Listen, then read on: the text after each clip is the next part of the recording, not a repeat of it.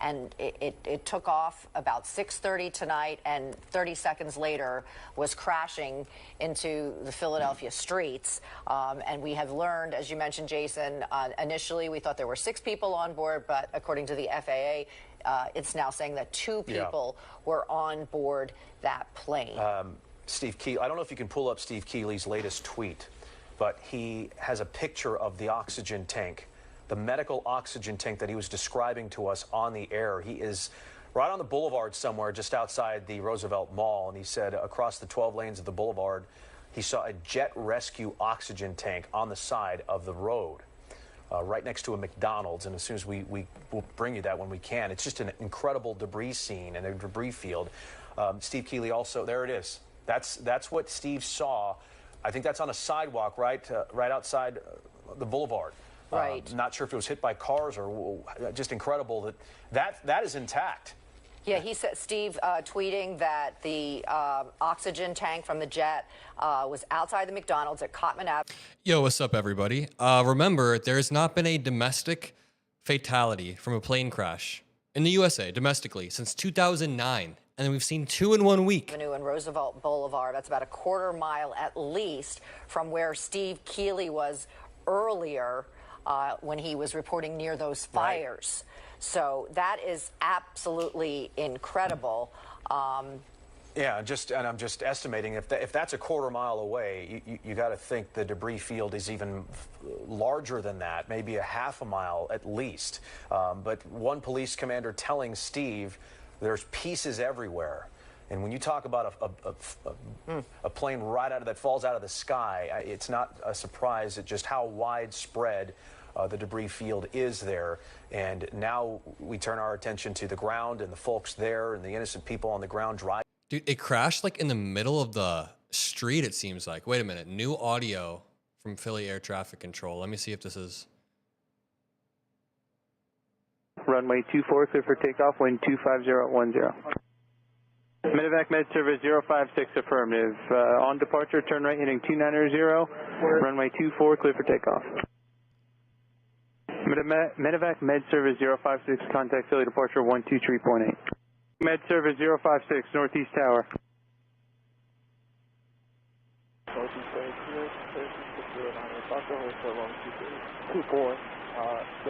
Oh, it seems like they're just learning in this video. They're realizing that they lost connection. Wait, let me keep playing this live news feed. This is crazy, though. Like I just said, since 2009, there has not been a fatality from a plane crash in the United States, and we've seen 2 in the past week.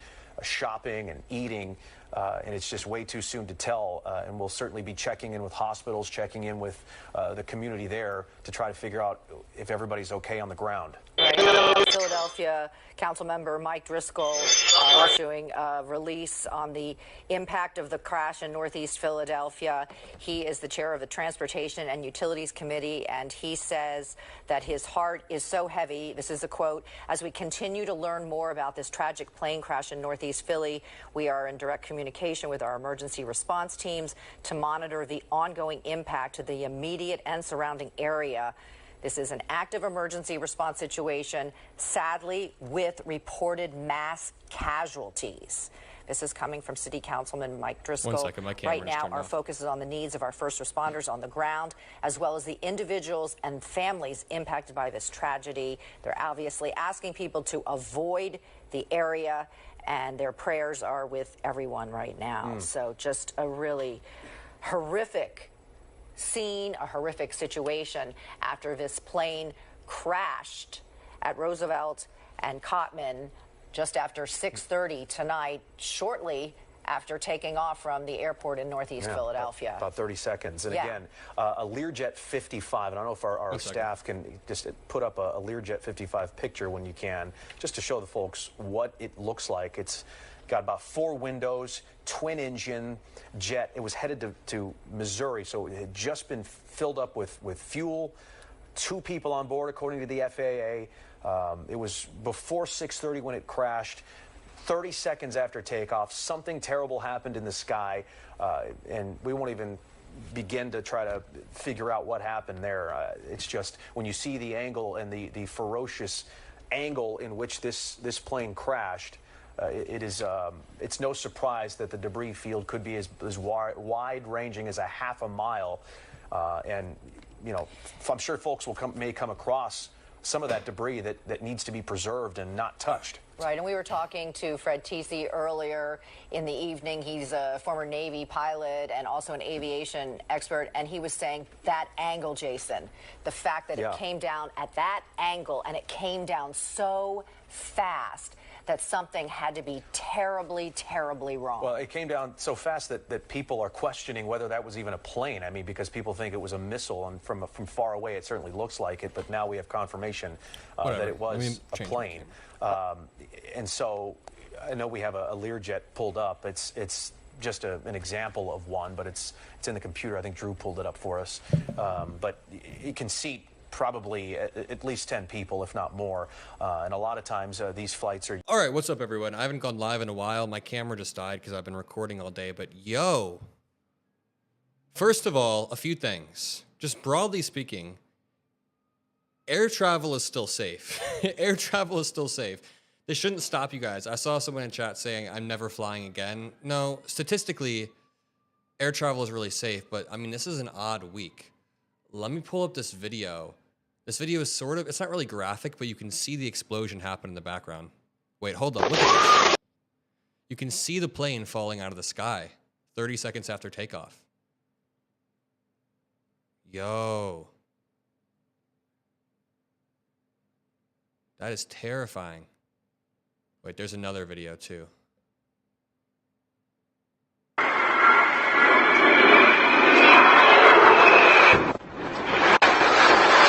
We don't know what happened, but it looks like the plane nosedived almost. Look at this. Let me zoom in on this. It's like nosediving on the ground. Boom, right there. Where is this? Northeast Philly. Yeah, someone said statistically still the safest way to travel, but I mean, I don't know what's going on. Used for medical purposes. Not sure if we don't have confirmation this was a medical flight, not according to the FAA. Right, but we do know that Jet Rescue, which was written on that air tank that Steve showed us a picture of, is an air ambulance company. So we do know, there's that, oxygen tank on a Philadelphia street in the area in this debris field. So and Jet Rescue describes itself as an air ambulance fleet, and they have 10 medical jets and 1 helicopter according to their website. And so they have 1 Learjet 60, and they have 2 Learjet 55s. And that's what this is. I'm sure this has nothing to do with Trump gutting the effing AAA and firing TSA, the head of the TSA. I'm sure it's just diversity. Here, according to the FAA. So we're learning, as you are here, about what kind of plane crashed. And I just wish I could tell you about the folks on the ground. There was a home on fire. There was an issue with underground gas lines and fires burning. Cars were on fire. And so with the chaos going on, all we can say is we're on it. And as soon as we can bring you information on injuries or worse, let's pray that's not the case. But when you talk about a populated area here at rush hour, it couldn't have happened at a worse time. Absolutely. I mean, it was the height of rush hour. So many people. It's such a busy area of the city. To have this happen at that time in this horrible weather, and right after we just had this horrific mid-air plane crash in Washington, D.C., and as I mentioned earlier, Councilman Mike Driscoll from Philadelphia releasing a statement, and as part of that statement, he said that there were reported mass casualties. Of course, everything is preliminary, and we'll be learning more as the evening progresses. But let's get out to our Shawnette Wilson. Shawnette, where are you, and what have you learned? So, Don, we just got here a little while ago. We are at Bustleton and Cotman. Really quickly, a mass casualty event doesn't have a certain number tied to it. It just means it's an event so deadly that it starts to overwhelm the local hospitals or local Step out of the resources. way here. This is much of what you've been seeing all night through Steve Keeley's video and the other video that viewers have been sending. Emergency crews just as far as the eyes can see. We're talking, of course, about fire trucks, police cars. We just saw Pico. Pico's actually coming right behind us right now. The water department. And actually, you know, we just saw a little bit ago as well, police bringing in some of those barricades, the road barricades that, you know, we usually see, that we saw during the last NFC Championship game that'll be out for the Super Bowl. They are putting those up around this area as well, because a lot of people have come out to try to figure out exactly what's happening here and what is going on. And it's not just people who really want to just look and take pictures, as much as that's a big help, because they've been sending that video to us. One lady walked by. She had on scrubs. She was with someone who had a blanket wrapped around her, and she went up to the middle of, as far as she could go down this way. And I asked her, I said, "Are you good?" And she said, "Yeah, I'm a nurse. I just wanted to go and see if anybody needed help." So as much as we talk about it is cold, it is raining, police are trying to keep people safe and as far back as they can. There are some people out here who just have heard what happened involving this plane and what we reported as a medical flight, and their, you know, their jobs and their instincts have kicked in. They just want to come out here and see if there's anyone. Can I just reiterate this graphic from Brian Tyler Cohen? Let me just reiterate the timeline here. On January 20th, Trump and Elon push out the FAA administrator. A replacement wasn't named until yesterday, after the other crash happened. Trump then implements a hiring freeze, including air traffic controllers. Then on the 21st of January, Trump disbands the Aviation Security Advisory Committee. And then on January 29th, the first passenger airline collision in 16 years. And just think about this one more time. On January 31st, we could add to this list, the second domestic crash that's caused fatalities in 16 years. Airline travel was so incredibly safe. I mean, it still likely is.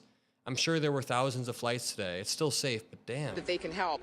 We've been talking, I was listening on the ride here about whether there have been people on the ground who may have been injured in some way from this plane debris, which as far as I know, we don't have any information on that just yet. But again, people are out just trying to see if things are okay, if people are okay who are out here. Shawnette, so it's just let me stop you for just a moment, and then Sure. I'll let you continue. But folks, if you're just tuning in for a basketball game on Fox, Indiana-Purdue here that's supposed to start right now, we're staying with this breaking news story in light of this disaster in Northeast Philadelphia. We are staying here with this local urgent news story here, and so I just wanted to pass that along to you if you're just joining us. Okay, I'm going to mute this for a second. Let's break down some of the stuff that's happened today and over the past week. I haven't gone live since I think last year. So first of all, how's everybody in chat doing?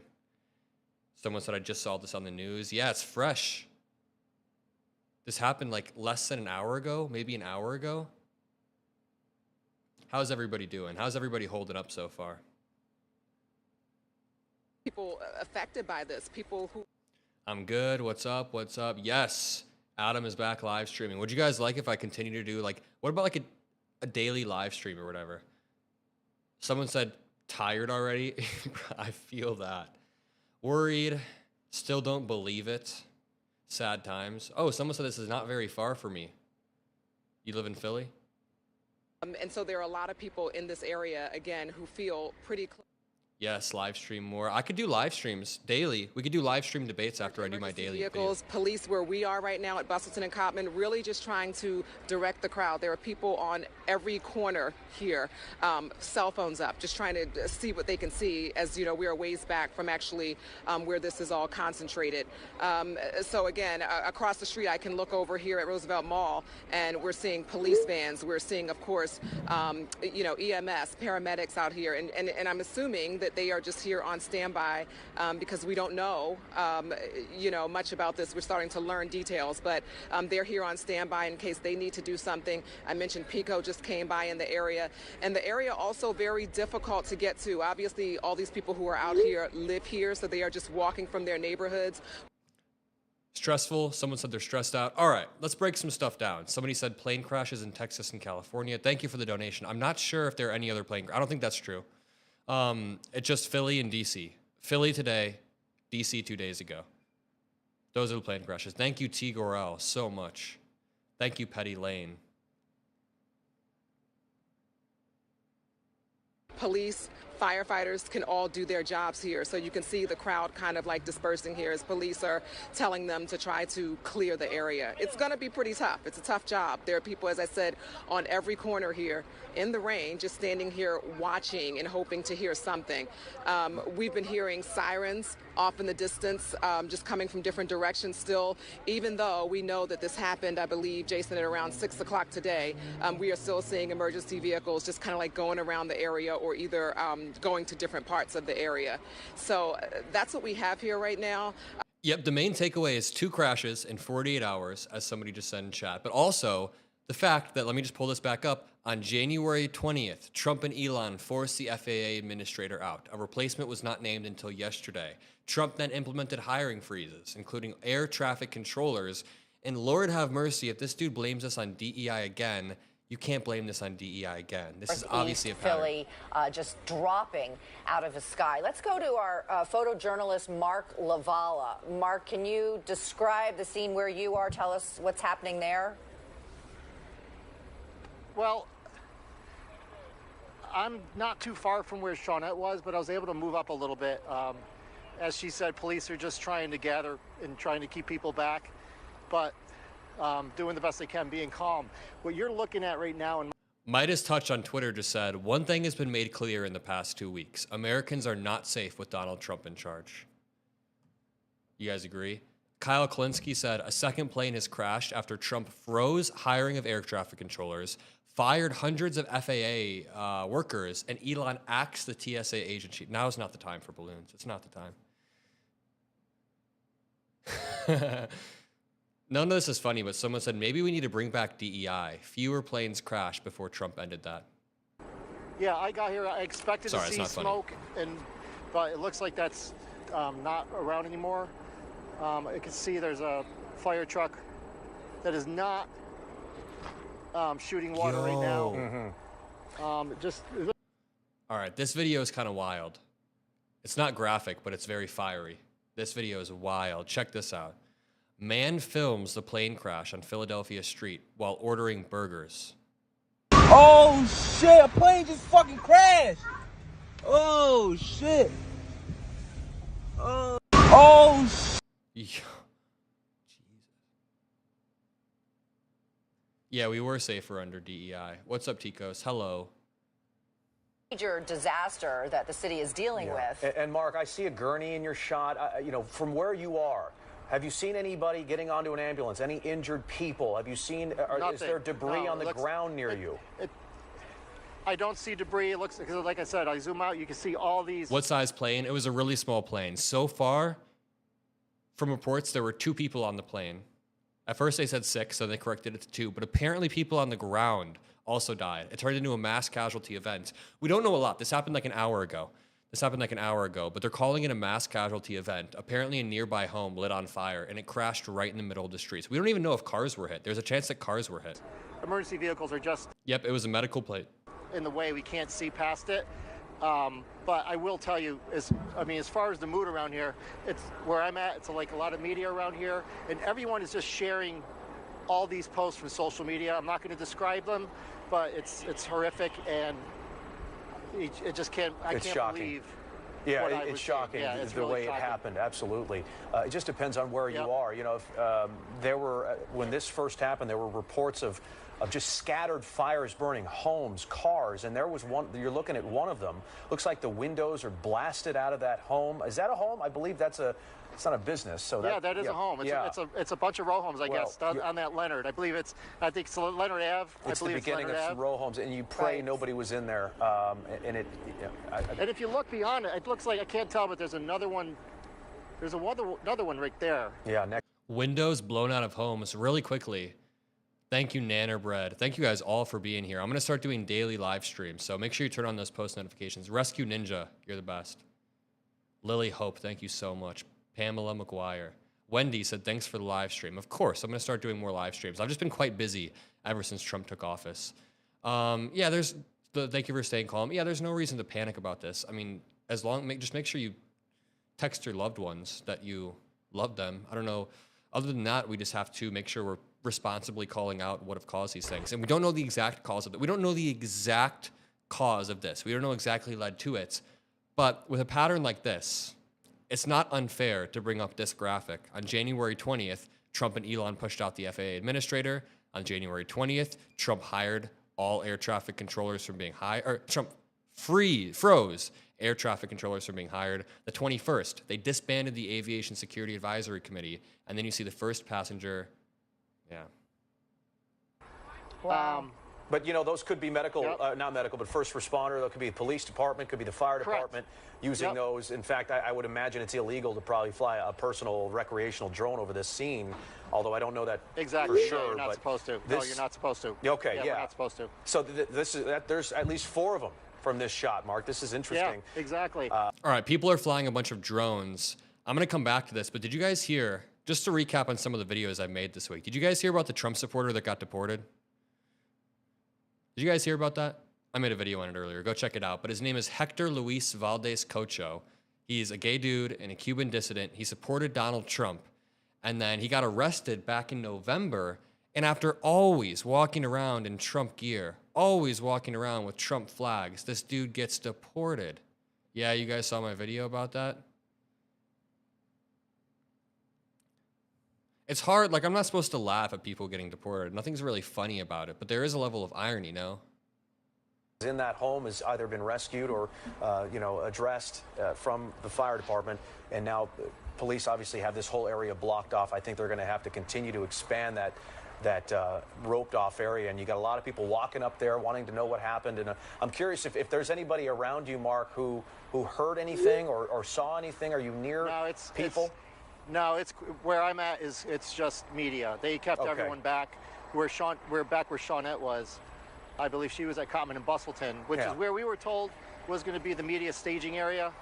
And all the police officers are like, no, it's going to be beyond what you're. These are live pictures. But dude, some of these videos we are getting are crazy. These aren't graphic. These are just straight from CNN. Of the scene, the emergency vehicles there, plane flying into this. You could see the smoke coming up, lighting up the night sky. We understand, unclear exactly what happened to that plane. Appears to be a small plane, but you can see an impact, reports of potential multiple casualties. Danny Freeman is out front live at Reagan National Airport. Danny, what more are you learning?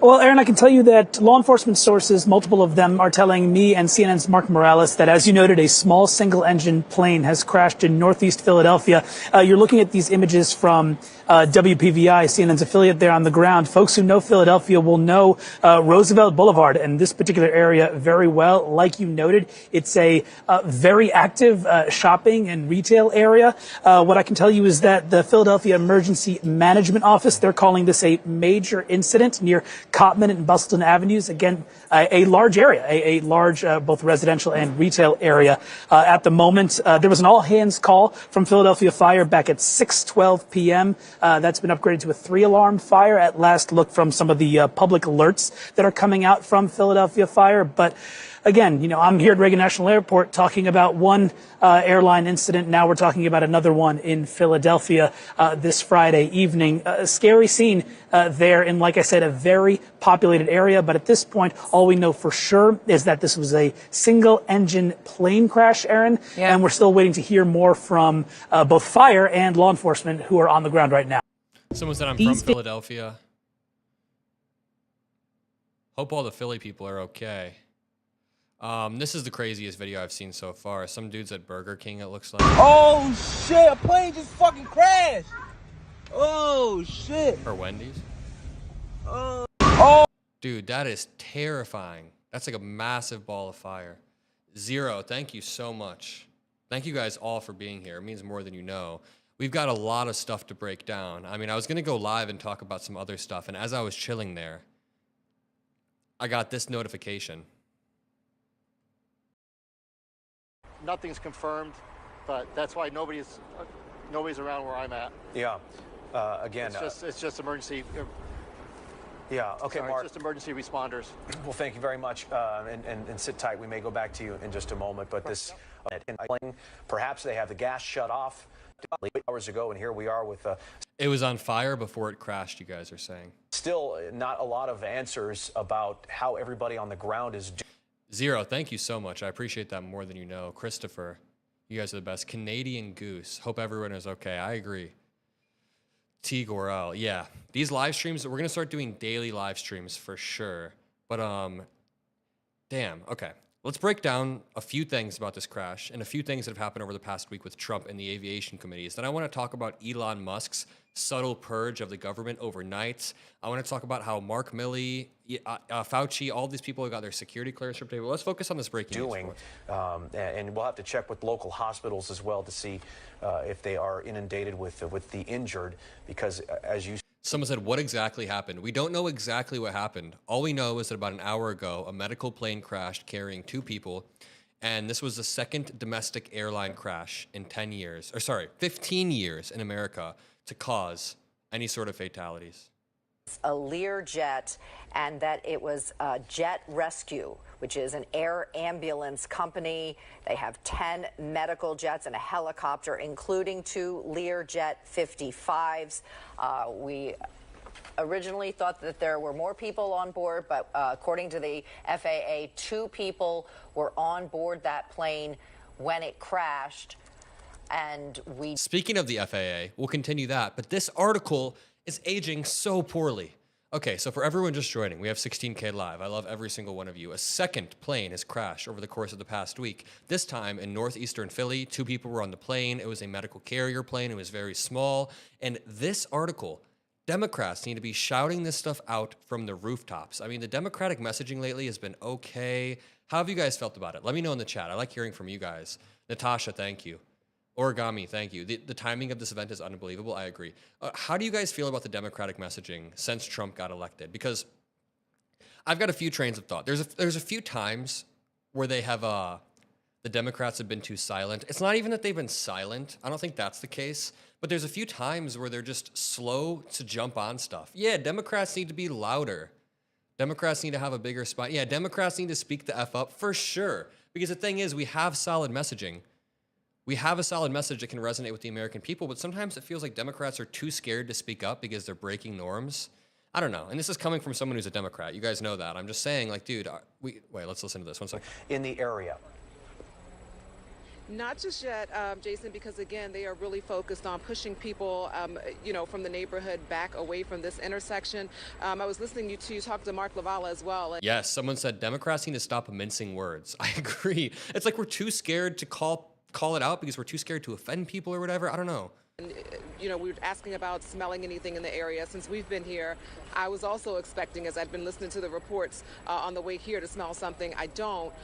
We are seeing smoke, and I don't know how clear it is. Martin zooming in about a block or so, 2 blocks away from us, and you can see smoke possibly coming from the right side of the screen, moving across off the road there. So not sure where that's coming from, but we definitely have been seeing it off and on as we've been standing here.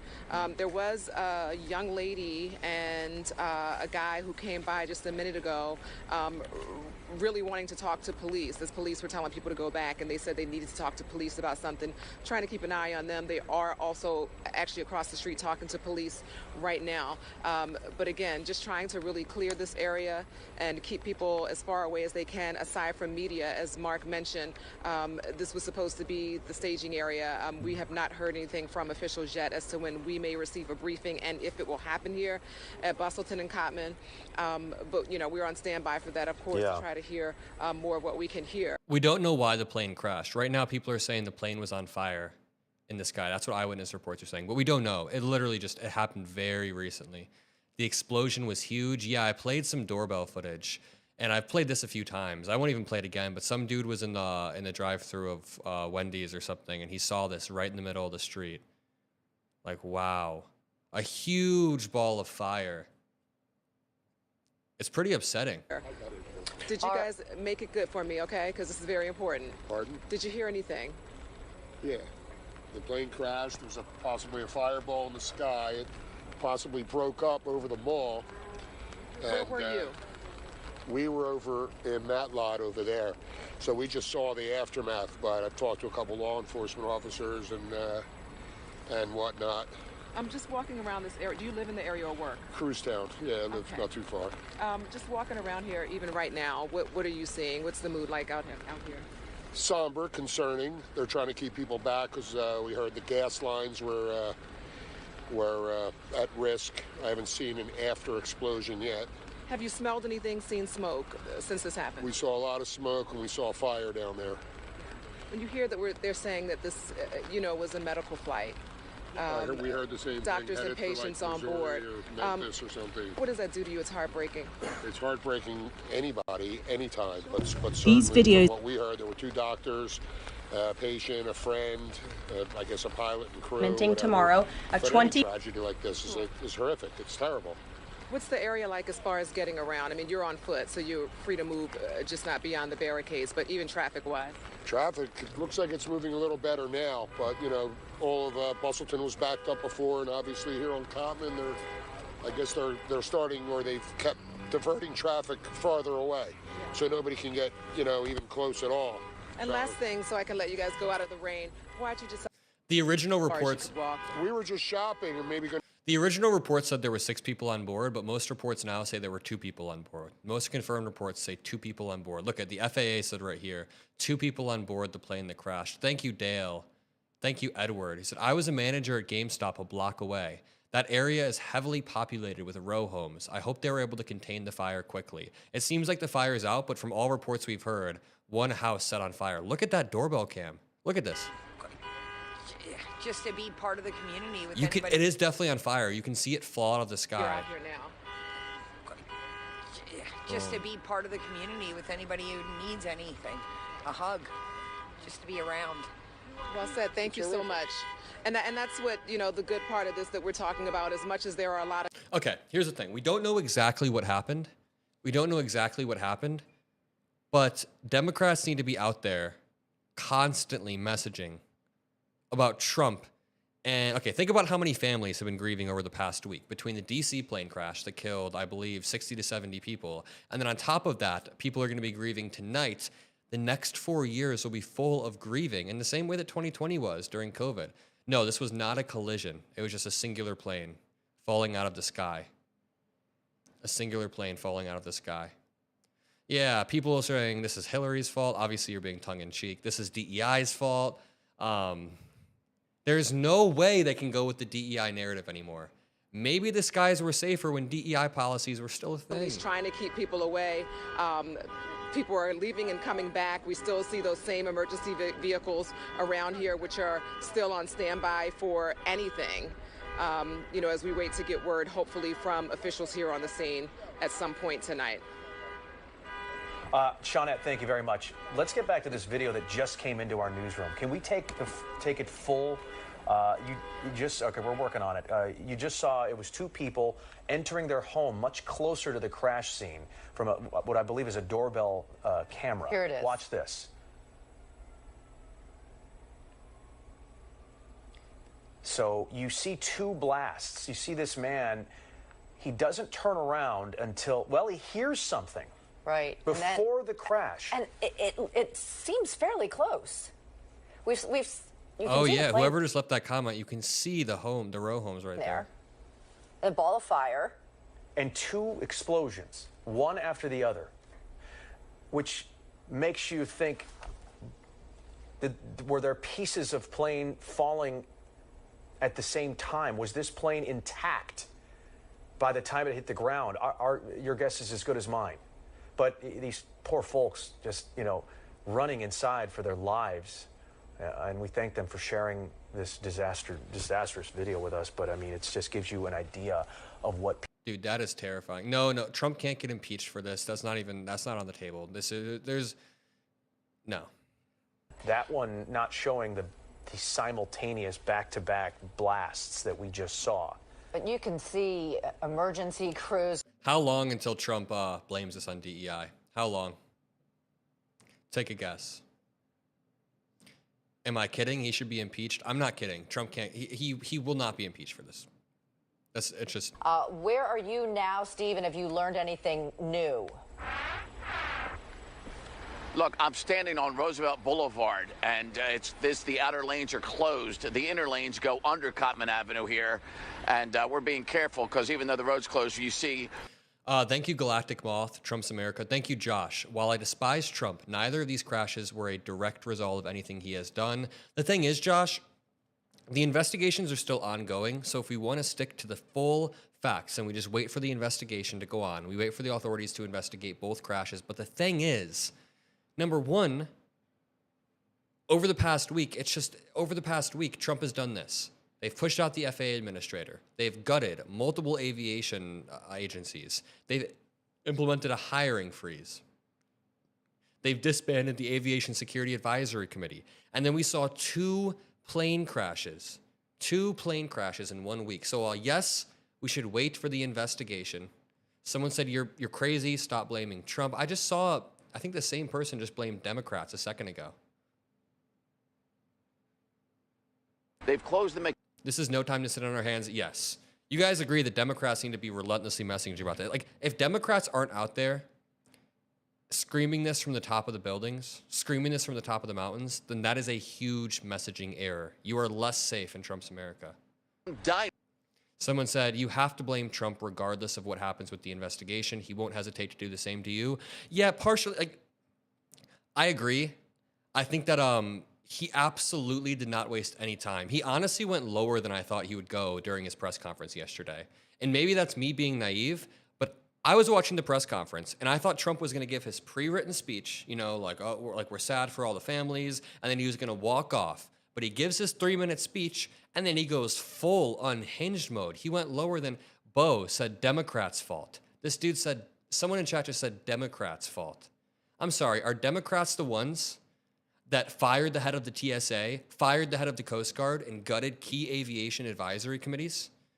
He's quickly taken a sledgehammer to the government, as he says, but there are unintended consequences. In the same way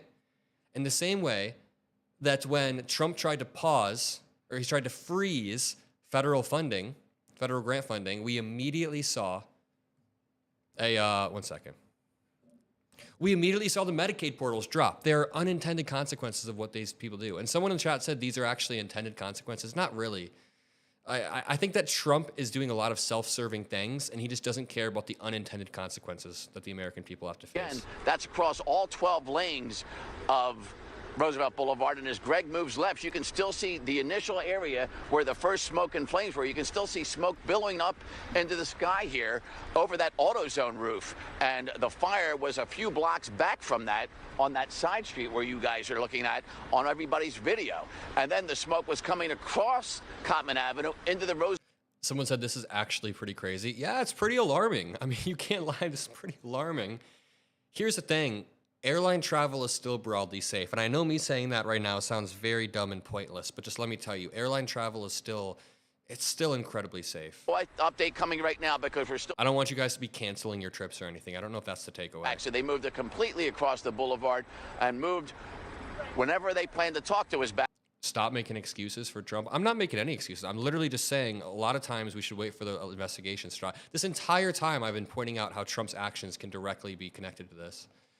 Getting on the plane and boarding the plane somewhere from one of the hangars over there and one of the offices over there. And so they're getting all their information correct. And then you've got the National Transportation Safety Board with that GO team on the way to Philadelphia. And it'll be a very busy, hard week on that team because they're still busy with the crash into the Potomac in Washington this week. Yeah. That's why this was so hard to believe. You always want to triple check and confirm all your sources. And when you're being told there's a plane crash and you're thinking, here we are, we're covering the plane crash in Washington. That was our lead story when I was reporting at 5. And then here we go at 6 o'clock, a plane crash here in Philadelphia. And it boggles the mind, and you just try to get all your facts right. And then okay, a few things. Someone said, why are we watching Fox? This is not Fox News. This is a local Fox station, very different from like Jesse Waters' primetime. Local Fox stations are very, very different. But at the same time, someone said, imagine if this happened under Biden. We almost don't even have to imagine because there were tragedies that happened under Biden and the Republicans pulled no punches. The California wildfires started, I believe, less than a month ago. Let's say 3 weeks ago. Trump on day 1 was calling Governor Newsom new scum. On day 1. Thank you guys, everyone, for being here. Make sure you drop a like on this. Let's continue. Here we go. Hey, Eric. It's gonna, yeah, it's gonna Eric, any idea, rough time of when you're going to talk? hopefully within 20 minutes. All right. So within 20 minutes, we're going to hear from Philadelphia police for the first time. You'll probably hear from the police commission. All right, we'll be listening to that. Someone said, like I told my Trump-supporting brother, it's not a DEI issue. It's a firing so many workers without having any kind of plan in place to step in. Trump is for Trump. Dems need to get proactive and not distracted. Yes, Democratic messaging needs to be stronger right now. I think that, the Democratic politicians have been doing a really good job of coming on our shows, coming on all of the digital media, but we just can't pull any punches. You guys know what I mean, right? It sometimes feels like there's like the Democratic leaders are just... Who was close to what happened or witnessed it.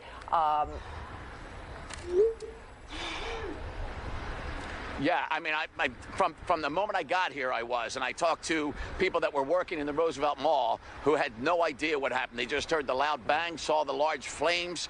And someone said, I give it 20 minutes before Trump is blaming it on DEI. Or 20 minutes before he puts out a crazy-ass tweet. Remember a few weeks ago when, sorry, this was not a few weeks ago. Remember 2 nights ago when the plane crashed in D.C., and Trump immediately sent out a tweet saying, why didn't the pilot go up or down or left or right? He's acting like he's some outside observer and not the POTUS. When you're the POTUS, you have access to info that nobody else has. You have access to an insane amount of info. And his response was to act like he's a Fox News commentator. See what they can see as well. And that's why there were so many people here to begin with, and then so many more people came afterward to try to see what they could. And now I'm looking at Gasworks, I'm looking at Pico Power Company people here, and by the way, the sheriff is speaking in 20 minutes, or now probably like 17 minutes. So we're gonna be there for that. And in the meantime, I'm gonna keep listening to this, but you would hope by now maybe they do have a handle on it, because the thing I kept hearing as well. But for a second, let's just run through some stuff that's happened over the past few days. The I did that stickers need to come back because, again, it's the same thing as egg prices. It's the same thing as egg prices.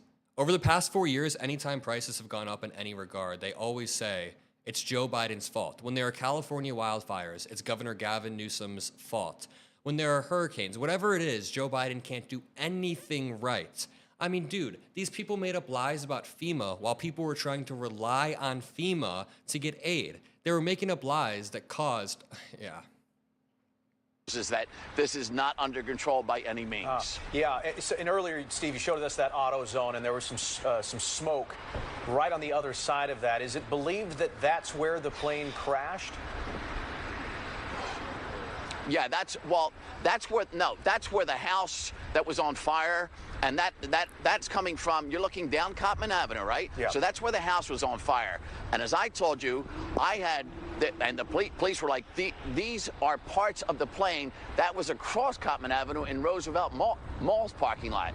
So if that was indeed parts of the plane, I don't know, if you would think the airport's north of here, then you would think, the plane crashed and then careened across Cottman Avenue, and that's why we saw the vehicles on fire, and then the house is on fire, and the gas line on fire. So you would think there was parts on this side of Cottman Avenue. What do you guys think Trump has said over the past hour since this happened? What do you guys think Trump has said? Let's go to Truth Social. Trump's last post was 57 minutes ago. Lord have mercy. No.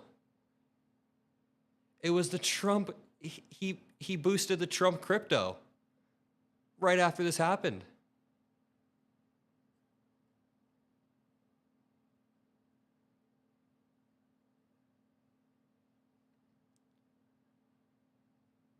What a leader. Wait, you guys can still hear the stream, right? For some reason, everything just cut out. There is no shot. And let's just scroll down. Let me just find what he said after the first crash, because this is one of the craziest things I've ever seen anyone post. Look at this. Okay, you guys can hear me? My bad. Everything went black for a second. Okay, let's just read what Trump said 2 nights ago, because I think this is worth reiterating. The airplane was on a perfect and routine line of approach to the airport. The helicopter was going straight at the airplane for an extended period of time. It is a clear night. The lights on the plane were blazing. Why didn't the helicopter go up or down or turn? Bro, you are the president of the United States. Why are you asking questions after an emergency? This is from 2 days ago, by the way. He then said, why didn't the control tower tell the helicopter to do instead of asking if they saw the plane? What an absolutely shitty leader. And then maybe careened into across Cotman Avenue, or through the Cotman Avenue into the vehicles, and then into that house on the corner as well. And then if your cameraman can pan over to that McDonald's, that's where you found a tank that you believe was on that crashed plane that flew from somewhere in the Roosevelt Mall parking lot all the way to that McDonald's. And let's show a picture of that tank. That yeah, two police officers. Go ahead. Yeah, two police officers. Corporal Jasmine Riley, who I deal with, she and I walked over to that because she says, I'm told there's a tank from the plane. It had a number 10 on it. It had, labeled Jet Medical. And then there you see the diner next to the McDonald's. Most of their lights are out. The restaurant word is out, but you see restaurant and diner with the red lights. And we're told another tank went over there. I can't confirm that, but I will as soon as I get off the air with you guys. We are showing your tweet right now, Steve. We are showing that tank that you're describing on the air right now. Yeah, that McDonald's now shut down, and pretty much every business in the area is closed. All right, so we got a lot of people in here. I love all of you guys. Make sure you drop a like. But so far, what we know is that a medical plane crashed. 2 people were on board. Definitely at least two deaths. But it crashed in the middle of the street, so they're calling it a mass casualty event. Now, there's not a number tied to a mass casualty event. That just means it's an event that begins to overwhelm the local services, whether you're talking about hospitals or ambulances. That's what they refer to as a mass casualty event. 6 people on board? No. It says at the bottom, the FAA just updated. 2 people were on board the plane that crashed. 6 was the preliminary, like the first report. Yeah, and there was other debris in the McDonald's. That's why they're saying, let's clear out this parking lot so we can see the parking lot, because people may have had cars. Look where my mouse is right here. FAA, 2 people on board the plane. Cleared all the cars out of that lot and cleared all the people out of that lot as well. So as we heard from Sergeant Grip, that we will hear from police in about 20 minutes. I would imagine dignitaries, the mayor will... The police is coming on. Police force coming on soon. Of course, our amazing dear leader posted, as this happened, I love the Trump crypto. I'm sorry, nothing about this is funny, but this can't be real. It just cannot be real. 0, thank you so much. So thank you for being awesome, and thank you for your unique perspective. Yeah, it's been a wild week. It's been a wild week. And here's the thing. Everyone was saying, don't politicize the tragedy. The first strategy, everyone was saying, don't politicize this, don't politicize this. What did the president of the United States do? The next morning, he comes out, he blames on, first it was Obama, then he blamed it on Biden, then he blamed it on DEI, then he loops back around and blames it on Pete Buttigieg, all while not knowing what happened, all while admitting that he's not quite sure. It's Leonard Street.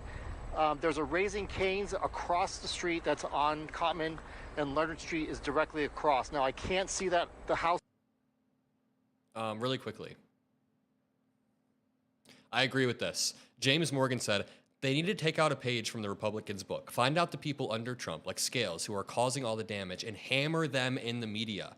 Don't go after Don as much. Go after the underlings who want to be anonymous. Yeah, I mean, you can go after everybody, but like Democrats need to be hammering this stuff home. It would be a mistake if we're not screaming this from the rooftops, because again, I keep pulling up, not that graphic, I keep pulling up this graphic. On January 20th, Trump and Elon push out FAA administrator. A replacement isn't named. On the 20th, they also implement a hiring freeze, including air traffic controllers. On the 21st, Trump disbands a key aviation security advisory committee. And then on the 29th, the first passenger airline collision in 16 years. We can add to this, on the 31st, another airline collision. And Lord have mercy, I would almost just rather Trump not do a press conference about this. Can he just not do a press conference about this one? That was burning anymore. But after those vehicles moved, you are now looking at, like you said, a burned out car, and I don't even want to guess what's in the middle there, but there's a lot of debris right there. Yeah. So that's actually... I hope no one was in that car. We know a house nearby caught on fire. We're looking at Cotman right now. That's Cotman. That's Cotman. That is Cotman. Yeah. So Steve Keeley was talking. He was on the other. My shot is. Someone said Fox News has their comments turned off. Yeah, because it's probably full of vile racism. They're probably blaming every minority in America. The number 18 fire truck right there. I believe Steve was on the other side of that, and so I'm totally opposite of him. And I am like, this is what's in between us. Wow. And Mark, hold on there for 1 minute because imagine this. We just got some information from Jet Rescue Air Ambulance. They released a statement saying that at approximately 6:25, Jet Rescue Air Ambulance experienced a crash. The Lear Jet 55 crashed after takeoff from Philadelphia, and they are saying that there were 4 crew members and 1 passenger, a pediatric patient on board. No further information is. Okay, so it is 6 people. My bad. The FAA said 2. Now they're back to 6. That they cannot confirm any survivors. No names are being released at this time until family members have been notified. It says our immediate concern is for the patient's family, our personnel, their families, and other victims that may have been hurt on the ground. And then it just says more information will be released as it becomes available. And this is coming from Jet Rescue Air Ambulance. This was released just a short time ago from that company. That's a way better statement than Trump saying, why didn't the helicopter go up or down or left or right? That's how you have a real... Back to Mark here. Sorry, Trump's behavior of the past few days genuinely has been pissing me off. Because this is as bad as we've seen the devastation on the ground. This is our closest look at it. I mean, here, Mark, it looks like, I mean, this is where this... Yes, a child patient. Is ground zero.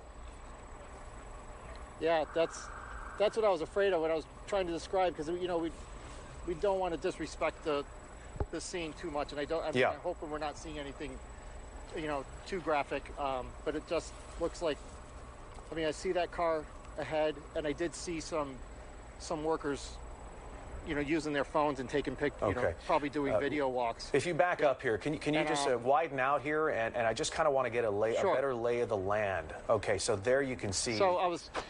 So this is the Leonard Street. Yes. That's the house where I was telling you about. That's what we were looking at earlier. I see. All the windows are blown out. All the glass is blown out on this house. And then there's a house next to it. And that house is still smoldering. Well, no, I think it's that smoke is beyond. I think Steve was describing what he was seeing. That was also that was where closer to Roosevelt Boulevard. And I didn't see that earlier. We just started seeing that like about 10 minutes ago. And so right near Leonard Street, it's just a little beyond. This is where. So there's the house. Mm-hmm. Yeah. Dude, that is such a good point. Okay, James Morgan said, where's Duffy, the new Secretary of Transportation? That MFR needs to know this is the real world from my wife. Yes, for sure, your wife is right. But at the same time, could you guys imagine what they would be saying if Pete Buttigieg was still a Secretary of Transportation? The homophobic slurs on Twitter would be never ending. Do you guys remember when that bridge collapsed in Baltimore? And number one, it's not even funny, they called the Baltimore mayor a DEI mayor. How do you get elected into a position of power via DEI? That's not how DEI works. Secondly, why do they instinctually want to blame things on minorities? They blame that on the DEI mayor, is what they said. They blame that on the Secretary of Transportation, Pete Buttigieg, and they blamed it on Biden. So the last thing I want to do when a pediatric patient just passed away, along with multiple other people, is talk about the orange blob. Like, the last thing I want to do is talk about Trump, right? But I think it would almost be nearly irresponsible to not point out the effects of Trump's actions. You might be able to go out in the street. Sorry, Jason. Go ahead. Police asked us to stay on the sidewalk, so that's... Someone said, wait, is this the last plane crash? No, this is a new plane crash from tonight, where 6 people so far have been confirmed to pass away, including 1 child, 1 pediatric patient. Where I'm at, and it's amazing that I can even see the shot. I might be able to go to the street a little bit. Let me, excuse my moving here. I guess you get a better shot. Medevac Med Service 056 Northeast Tower. Their rescue. Wait, hold up. Lights blaring to try to see the scene better. You know, judging. Rescue lights blaring. Let's see what NBC's talking about. They're playing something really interesting. Takeoff air traffic control tries to make contact with that pilot again. You will hear they get no response from the medevac med service. Listen to this. Medevac med service, Northeast Tower. Medevac med service 056, Northeast Tower. You on frequency? Medevac Mike Tango Sierra 056, Northeast Tower. How do you hear this transmission? There are a few more attempts from air traffic control to make contact with the plane. Next, you hear air traffic control refer to the plane as a lost aircraft. Purge to runway 24, what's going on down there? Condition 765, we have a lost aircraft. We're not exactly sure what happened, so we're trying to figure it out. For now, the field is going to be closed, so no inbounds or outbounds probably. And what does Trump post for the people that are just joining? Midas Touch said, after another plane crashed, this time in Philadelphia, Donald Trump immediately on Truth Social advertised his Trump meme coin. Oh God, Lord have mercy. He immediately posted his fight, fight, fight. Fight for what? Less safe skies? I don't get. Air traffic control says then they were grounding all flights, no flights coming in or out. So that just gives us a better idea of the moments right after 6:05 when the plane left Northeast Airport, which, as we've been saying, is only about 3.5 to 4 miles away from that crash scene. Jacqueline and Fred? We've heard from officials, a timeline that said 6:30, and then we've seen the timestamp say 6:07 on numerous videos, and then the mayor saying shortly after 6 o'clock. So not much time from takeoff to the accident that happened here tonight. And by their body language, they're just kind of walking around at this point. So you have to imagine anybody in need of medical attention has already received it and has been transported or whatnot. And now it's just, they're kind of walking around in a daze, in a shock, it seems. Right. It looks like a war zone out there. Exactly. No, when you. That is bad. Trump's America. Wait, let's see this. Obama versus Trump on handling an airplane crash. Before I begin, I want to say a brief word about the terrible tragedy that took place outside of Buffalo last night. This has been a terrible, very short period of time. We'll get to the bottom of it. Our thoughts and prayers are with the families and friends who lost loved ones. I've had the honor of hearing tapes. Tapes are scary. You had a helicopter that had the ability to stop. I have helicopters. You can stop a helicopter very quickly. And as always, our thanks go out to the brave first responders who arrived immediately to try and save lives. And we're still on the scene, keeping people safe. You could have slowed down the helicopter substantially. You could have stopped the helicopter. You could have gone up. You could have gone down. You could have gone straight up, straight down. You could have turned. You could have done a million different maneuvers. For some reason, it just kept going. Tragic events such as these remind us of the fragility of life and the value of every single day. It just seems to me, from a couple of words that I like to use, the words common sense, some really bad things happened, and you have people that lost their lives, violently lost their lives. One person who understood that well was Beverly Eckert, who was on that flight and who I met with just a few days ago. You see, Beverly lost her husband on 9/11 and became a tireless advocate for those families whose lives were forever changed on that September day. There are things where you have to go by brain power, you have to go by psychological quality. Psychological quality is a very important element of it. These are various very powerful tests that we put to use, and they were terminated by Biden. Trump has been talking a lot about intellectual superiority, and watching this clip, it's pretty obvious who the intellectually superior person is here. It's like an adult versus an absolute child. I'm sorry, but Trump has an infantile mind. He's a fucking child. It's insane. It's almost mind-boggling. You called it ground zero earlier. That's what it seems like, because normally at these scenes you would see people running around and going back and forth. I'm not seeing that at all. We're a little over 2 hours into this. I mean, the plane reportedly went down at 6:30 tonight after taking off from Northeast Philadelphia Airport. And so 2 hours in, we're still trying to figure out exactly what caused that plane to just drop from the sky and burst into a fireball. Dawn, if I could crash. Sorry.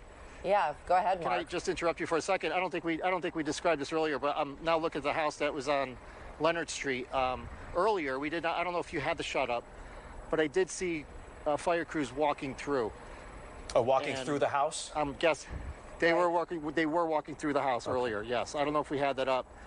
That's this house right here, but that is not the case anymore. You know, they're just still. And does the house look burned out? I mean, it does from our vantage. It looks like a facade. Look at this door. Yeah, you look at the door. It looks like that. You know, there might have been flames at the point. I mean, you see the scorch marks. That awning there looks like it's burnt up. Yeah. Yeah, you can see the scorch marks. Apparently, the windows of this house were blown out based on reports. I mean, you can see it in the video. And this house was on fire. I believe this was the house that was on fire. Here's another video, a door cam video.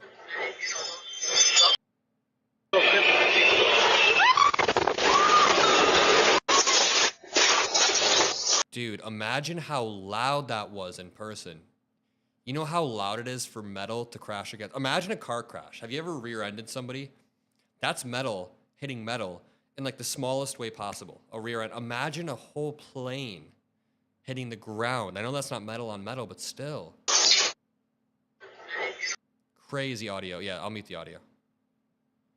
Boom. It does look like it was on fire before it fell. We really don't know the causes, but we know that it's not DEI. Yeah. I'm going to go back to the the ground zero. Here we go.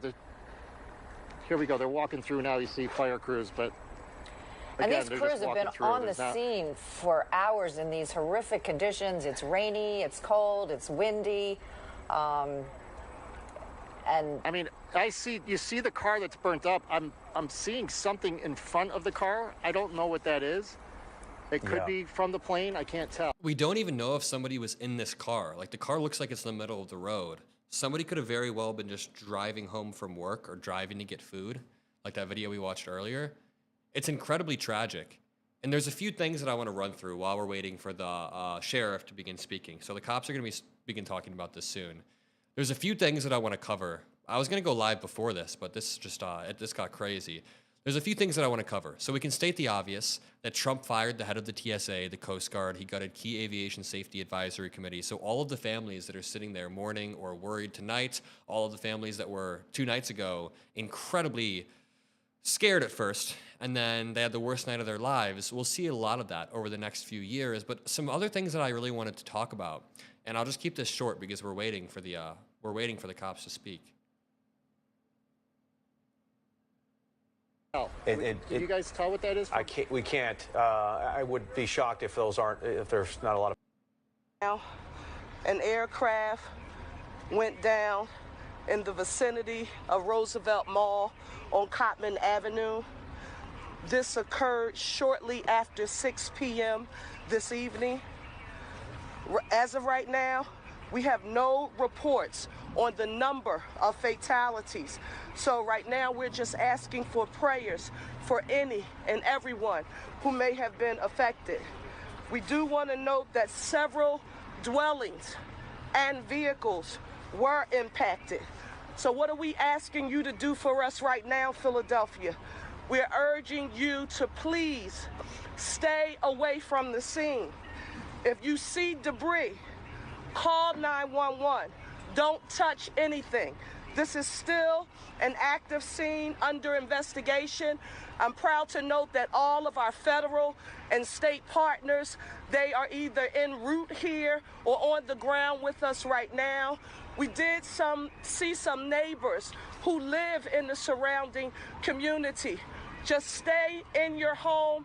Again, it's still an active scene and it's under investigation. This is only the first of many briefings, I'm sure, to come on this evening. And of course, when daylight comes, when we have more facts and information to share with you.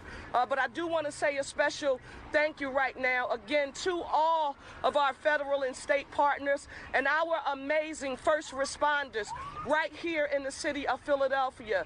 Our fire, our EMS, our police department, they have been here working vigorously to ensure that we get this perimeter and the surrounding area blocked off to ensure that we make public safety and health our #1 priority. So we don't have any further information to share at this time. I've spoken to our Governor Josh Shapiro. He is en route. I've spoken to our U.S. Senator John Fetterman, other federal officials, and everyone, all hands on deck.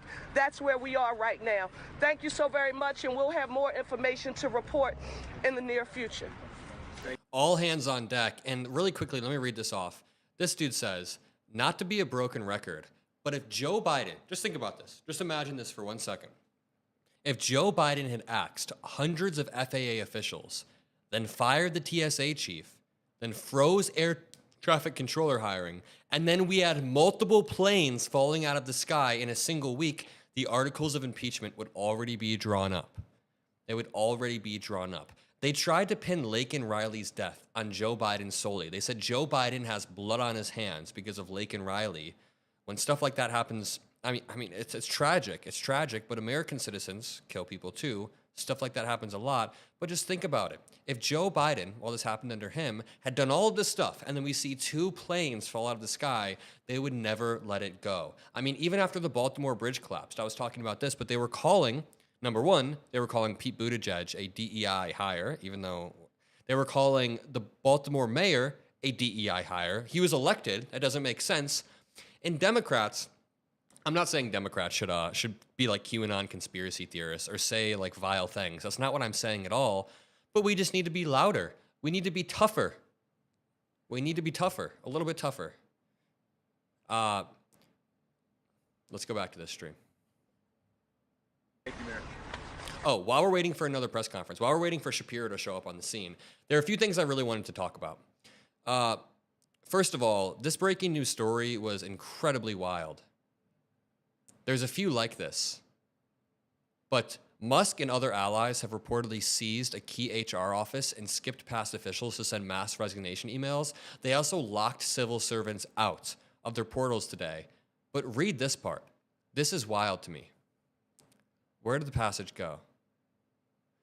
Trump apparently moved his bed in to the OMP, or OPM, my bad, the Office of Personnel Management. They moved a bunch of mattresses in there so they can relentlessly be all day just working.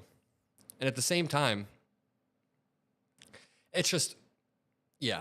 Elon Musk is doing everything they thought George Soros was doing times 10. And that appears to be it. Just Elon Musk is currently gutting our civil servants, gutting our federal workers, or most of the agencies that keep our federal workers. Yeah, I didn't expect a lot. Deport Elon? I'd be down. There, it's just so fluid, and there's so many. Someone said, Generation X said deport Gen Z. Deport Elon first and foremost. Things yet to be determined. Drop a like on the stream. Make sure you're subscribed to the Adam Mockler channel. Double check. If you think Elon Musk needs to be deported, make sure you subscribe. And so Mayor Sherrell Parker, the main point. What was the destination of the plane? I'm assuming some sort of hospital. It was a medical plane. It had a pediatric patient, a child. They're saying if you come across debris, first of all, stay away from the area. Don't touch anything. And if you see any debris, call 911. So that's really was the gist of what she had to say early on. She had no information on injuries, fatalities, casualties on the ground. I would have liked to have known, what the hospital situations are like, what the triage units and some of the area hospitals are like. Still too soon to tell. You're looking on the right at what we believe is ground zero, where this crash happened on Cotman. And on the left, the mayor, along with the police commissioner, Kevin Bethel, and Adam Thiel, the managing director, the former fire chief, was all there. But again, they did not take questions. Well, in some better news, at least Trump's tariffs go into place tomorrow. Jesus, it's just never ending with this guy. I honestly think the more responsible thing to do would not do a press conference. If I were Trump's aides, I would lock him in a cage in the Oval Office so he can't even talk about this for a week. Just a very stern ask of the mayor to don't touch anything. And Shawnette and Steve Keeley both were saying that there were a lot of people who live in that neighborhood who had come out to see what was happening, to see the scene, some people gawking, and basically the mayor is saying... Yep, it was a medical plane. Yep. Stay away from the scene, stay in your homes, and if you do see something that you suspect may be a piece of wreckage from the plane, any kind of evidence that may be related to this huge disaster. Someone said, do we know how this happened? No, that's the thing. We don't know exactly what happened. In the same way that the plane and helicopter crash from 2 nights ago, we don't know exactly what happened. It's really hard to say, but while we're listening to this, I do want to talk about Trump's tariffs. They're about to come into effect. Thank you, Big Yellow Girl. I appreciate that more than you know. You guys are the best. Thank you all for being here. I mean, it has been a hell of a week or 2 weeks or 10 days or whatever. It's been a wild 10 days. Could you guys imagine what they would say if this happened under Biden? Let's see what Truth Social says. Anything from Trump? No, just still pumping his crypto coin. An unprecedented amount of corruption. Remember, 2 days before this guy took office, he's pumping out a crypto coin off the back of his inauguration hype. So shameless. David Deal, this is sad. Thank you for your live coverage. Yeah, it's incredibly sad. I mean, it's been an upsetting 10 days, no? But wait until this happens. Trump tariffs on Canada, Mexico, and China begin Saturday. Now, I made a video this morning. I don't know if you guys I don't know if you guys watched this, but I think you should. It's my first video from today. Trump and the people around him, not just Trump, not Trump at all. His aides are trying to find an off-ramp for the tariffs. They're trying to find a way to tone down the tariffs. And this is what Trump ran on. They're trying to basically talk him out of it. Thank you, Ali B. Thank you, Jennifer Niles. You guys are the best. But really quickly, White House Press Secretary Caroline Leavitt said Trump will be implementing 25% tariffs on Mexico and Canada, as well as a 10% duty on China in retaliation for the illegal fentanyl that they have sourced. Why does China get a lower tariff than Mexico and Canada? Why is this guy always coming up with nicknames for Democrats and our allies like Trudeau, but he never comes up with a nickname for Putin? Has Trump ever made a nickname for Putin, or am I forgetting it? Has he ever come up with a nickname for Putin? Is it not a little bit weird that this dude will constantly rail against our allies? He'll put tariffs on our allies, but then there's no nickname for Putin or anything. Adam is a baby. I don't know if you mean that in a good or bad way, but I'm young. Nope, never. No nickname for Putin? Other than Papa Putin? Yeah, good one. Putin's nickname is Daddy. It's odd, though. Is that not odd? We've heard from people on the ground describing an absolutely horrific scene, and the mayor saying it is still a very active scene right now, giving one of the first of what she said. If I start doing daily live streams for an hour or two around this time, would you guys check in? Let me know. If you drop a like, that's a positive reinforcement loop, and it lets me know. Number one, it helps boost my coverage in the algorithm. And it's not like an ego thing when I say drop a like on the video. It's not to boost my own ego. It's genuinely to boost the pro-democracy message that people need to hear. We were just talking earlier about how Democrats need to be louder. And one way to do that is to dominate the media ecosystem. Yep, more live streams. I can start doing debates on live streams. Oh, MAGA debates would be fun. MAGA debates would be good. I would love to bring a Trump supporter on right now, and talk to them about what they think about this. I guarantee they'd blame it on DEI. This is one of those days you'll never forget, this terrible crash that happened, and now we have so few answers about what happened and who's truly impacted here. And just some of those videos of folks reacting in real time. There's another surveillance type video of the fireball as the sky was bright orange in this moment. Firefighters doing a tremendous job getting all the fires out and doing the best they can in this chaotic situation where the smell of fuel was in the air. Visually, you couldn't see anything, black smoke, and you know, people in the mall, I'm not sure. Bring up Rashad Crenshaw. Yeah, I love Rashad Crenshaw. We could do some dual debates about MAGA. I mean, like, there's so much to debate about. I don't even know where I'd start with MAGA if we brought them on stream right now. Do I start with them gutting a lot of our agencies? Do I start with like the plane crashes? For you, Jason, and I just heard you say the word chaotic, and I think that's the best way to describe. I think I'd start by saying, hey, did you watch Trump's press conference yesterday morning? describe this scene right here. Just to give you guys some perspective, we're here at Roosevelt Mall. This is right near the Raising Cane's, the Panda food, and just trying to navigate this scene myself, I actually had to have a police officer escort me, and that kind of just speaks to the danger that's in this area. And right now, a lot of people, they have a lot of questions about what exactly happened. But as you just heard the mayor say, the priority right now is people staying safe. And of course, we are working to figure out what exactly caused this crash. But right here behind me, you can see that we are kind of right near ground zero. That home that was on the corner, you can see that it has some damage. It actually was on fire. And just trying to get to the scene, I was going through the neighborhood, and a lot. Someone said mechanical failure. That seems like it could be a logical explanation right now. Yep, a mechanical failure. Exactly what happened over in D.C. on the Potomac. Someone said we need to do a march to beat Trump. It's not even about doing a single march. It's about a constant dominance of the media ecosystem. It's about volume. Democrats need to be dominating the media ecosystem with volume. By volume, I mean the amount of output in... It's hard to say. It's hard to compare us to the Republicans, because when I say they put out a lot of volume, it's largely just propaganda that is incendiary and fake, and it's just about election fraud and DEI and eating the cats and the dogs. But on our side, volume means pro-democracy volume. How many pro-democracy videos can we put out?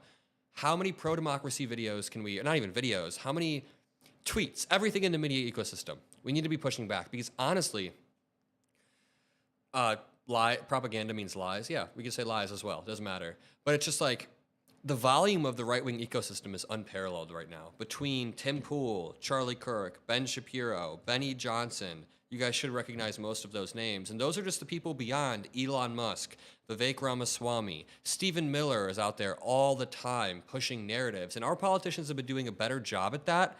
But our politicians are, as much as I love the Democratic politicians, just like be a little bit louder. And don't be afraid to pounce. Don't be afraid to pounce. Potomac River, a lot of people have questions about how does this happen back to back, because the reality of the matter is this is something that doesn't happen often. So a lot of people are on edge. I mean, it was a Friday evening. People were coming home from work. Some people were getting ready to enjoy their... How does this happen back to back? Have there been any radical changes in the TSA or the FAA lately? How does this happen back to back? Here, there's a shopping center, there's homes. This is a very active part of our community. So a lot of people, they just really are honestly scared right now, Jason. And officials, as you just heard, they are going to continue to give us some updates about what exactly happened. So as soon as we know more, we'll absolutely make sure that we let you know. But Jason, Dawn... Let's see what conservatives are saying about this on Twitter. Let's go check. Are quite honestly afraid and concerned. Right, and you can understand why people are frightened. I mean, we've seen Ring camera video of people opening their door to come home for the night, and all of a sudden... We have a few updates. Okay. 6 people were on board the plane. That number includes a pediatric patient. And then the plane that crashed was only in the air for 40 seconds. That is wild. Jennifer Kate, thank you.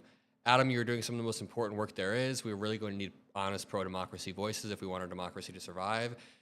I mean, Gary Jones, thank you so much. It's odd because I kind of stumbled into doing work that is crucial. I don't know. Like, I kind of just started making dumb YouTube videos. I thought they were just like dumb political YouTube videos, but now it feels like we're kind of on the front lines. Not to be dramatic or anything, but it feels like we are pushing back against all of the Trump misinformation. We're grinding out a bunch of videos a day. So all the people in this YouTube space, it went from just like making videos day to day to now kind of pushing back on some of the biggest lies in the American sphere. Like yesterday, for example, was wild. Not dumb at all. No, I'm not saying the YouTube videos are dumb. They're not, but it just feels like when I first started making them, it's like, oh, I'm just like a college student making videos. But now it's like, dude, when the president of the United States goes and blames it on DEI, we're on the front lines pushing back.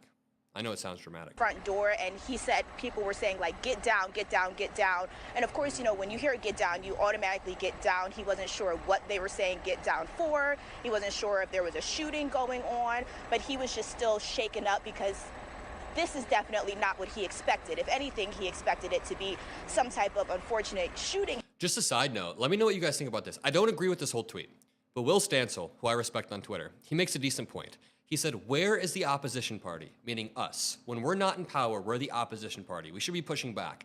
Now, he says a few things that I disagree with the first few lines. He says, Chuck Schumer should resign.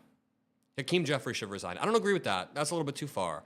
But this is so true. He says, we should not have to wait hours for congressional leaders to notice a Friday night seizure of the federal government by a lawless authoritarian or his billionaire crony. And what he's talking about, how old am I? 22. Terminage said, this one was not an ATC issue and isn't directly connected to Trump. They have the ATC recording and they lost communication. Good not to jump to conclusions. We're not jumping to any conclusions. We have no clue. I've said multiple times, let's let the investigations play out. We have no clue what's going on, but it's absolutely fair to point out that Trump a week ago began to strip different agencies, different aviation agencies of, first of all, their head people, also firing hundreds of FAA employees. It is not at all unfair to point that out. It is actually irresponsible not to bring that up. Oh, LB Bookie said, 22, you know nothing. You want to hop on stream? You want to hop on and talk about this? Okay, so what do you guys think about this idea? We should not have to wait hours for congressional leaders to notice a Friday night seizure of the federal government by a lawless authoritarian. And what this dude is referring to is that Musk and his aides began to lock government workers out of the computer systems. Musk and his aides began to do a hostile takeover of some of these buildings, the OPM, other buildings. You guys agree that like Democrats seem to be a little bit, it's like part of the reason why Trump is able to dominate the narrative on everything is because he just shoots out a tweet. Oh, look who decides to make a post. So sad to see the plane go down in Philadelphia. More innocent souls lost. Our people are totally engaged. First responders are already being given credit, doing a great job. More to follow. God bless you all. Clearly not written by him. Not enough typos and capitalized words. But either way, 100% agree. Democrats need to be quicker on the draw. Yeah. It's not that I'm like trying to like shit on the Democratic Party, but yeah, like messaging is important. And the idea that we wait hours to respond to something Elon Musk does, like for example, on Monday, when the federal grant funding got paused, Trump just tried to freeze it in the middle of the night. They were basically like, the Democrats were like, we're going to hold an emergency meeting tomorrow, or we'll hold an emergency meeting in a few days or whatever. It's like, dude, hop on now. Hop on Twitter now and just send out these posts. Happening in his neighborhood, but he hostile is too gentle a word, whatever word you want to use. Elon Musk is absolutely using his wealth to entrench his power, number one. But number two, he's now trying to do this at a breakneck speed. Like with Twitter, he came into Twitter, he fired 70% of the workforce, and now they're kind of trying to recreate with that with our government. And the thing is, what's the end goal here? If you want to, they claim they want to downsize the government, but Elon Musk doesn't care about that. He cares about stopping regulation so he can make more money. And also, look what happened when they cut out 70% of Twitter's workforce. It's now like a Nazi safe haven. So if that's the goal with the federal government, then sure, I can see Elon Musk. Maybe that's why he CK'd last week. Bit dangerous to drag random MAGAs on stream. They're not the brightest bulbs, and they might do Nazi salutes or shout slurs. True. What countries are offering asylum to Americans? Yeah, there's no reason to like. I think that's not overreaction. The idea that we need to flee our own country. I know people jokingly say that. I've had people in the comments say they're thinking about moving. You don't have to move. He did not expect it to be, a plane crash happening here in Northeast Philadelphia. Yeah, an explosion. Someone said, how is this related to Trump? We don't know what happened. We have no clue what happened. I'm just saying it would be irresponsible not to point out Trump's actions over the past week and the fact that on the 20th, they pushed out the FAA administrators. They didn't name a replacement until yesterday. On the 20th, they hired air traffic controllers, or they froze air traffic controllers from being hired. They also disbanded key aviation security committees. And people reported feeling shaking. This slander you're using is played out and old. I have no clue what you're talking about. A deafening sound and a fireball that just really engulfed cars and homes in the area, and fire crews doing their best to try to put those out. Well, someone said this is 100% Trump's fault. It's not. We don't know. We don't know exactly what happened. It could have been a mechanical failure, but I'm just saying we need to be pointing out what Trump did over the past week. You can't just gut key aviation safety advisory committees and expect people over the next 4 years to be fine. The thing is, I just want to say again, whenever any sort of tragedy happened over the Biden administration, they lunged at it. They called people a DEI hire. No, we can't impeach Trump for this. Did a second crash happen? This is a second crash that happened. No, Trump will not be impeached over this. I can just say that. Those images, they're just flooding around social media, and it's a lot of people are like, this is like nothing they've seen before. And actually, that police officer who escorted me. Yes, someone said AOC is pushing back in the right way. She is. So is Pete Buttigieg. Let me pull up this Pete tweet. Over here, what she had to say, she said, this is just crazy. You know, and there's a lot of things that police officers see here in Philadelphia. So for a Philly police officer to say this is just crazy, it definitely says something. Well, and even seasoned journalists, Mark Lavala, Steve Keeley, decades and decades covering news in this city, even they seem a little perplexed and just dumbfounded by what has just happened in Northeast Philly tonight, and the way this aircraft crashed right on Cotman at rush hour. And so, yeah, it's just, and now so little answers about how everyone's doing, and most importantly, the loss of life here in Northeast Philly as well. Absolutely. Right, and definitely the loss of life that possibly, you know. All right, a few things. First of all, thank you for everyone who's here. But also, Pete Buttigieg had a great message the other day. He said, despicable. As families grieve, Trump should be leading, not lying. We put safety first, drove down close calls, grew air traffic control, and had 0 commercial airline crash fatalities out of millions of flights on our watch. President Trump now oversees the military and the FAA. One of his first acts was to fire and suspend some of the key personnel who helped keep our skies safe. Time for the president to show actual leadership and explain what he'll do to prevent this from happening again. Very true. As Armin points out, as soon as Pete Buttigieg left the transportation job in this country, or left the job transportation in this country, immediately, sorry, let me reread that.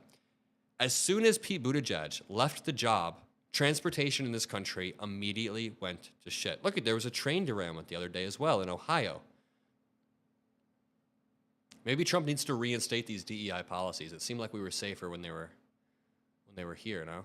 Could be coming, you know, he's talked about the home there. We know that there was a lot of homes on damage. There's police right now. They're making some type of announcement, probably telling people to clear the area, but definitely the focus is making sure. Someone said, I wonder if AOC could run for president. Absolutely. AOC will make a great candidate, but hot take, not in 2028. 2028 would be too soon. She could make a good VP, but a few things. In 2028, she'll still be very young. That's not the problem. It's not age. I'm young. But one of the main reasons that Kamala Harris lost, if you look at exit polls, was because people thought she was too far to the left, and that was because Trump, and this has been proven, Trump repeatedly aired this ad. Did you guys hear about the ad where Trump goes, Kamala's for they, them, I'm for you, or whatever the hell? Apparently, this ad swayed voters a lot. And the reason also is because in 2019, Kamala Harris did this interview where she said something to the effect of, she did an ACLU interview. Why no AOC? I'm explaining right now. AOC will make a great candidate, but not in 2028. Here's the rundown. A lot of people were pulling up clips of Kamala Harris from 2019 where she was saying stuff a little bit slightly more to the left than she was saying in the primary, or the general election this year. AOC has a bunch of clips of her saying stuff like this in 2022, 2021. It's just too soon for AOC. But AOC would be a better communicator. I totally agree.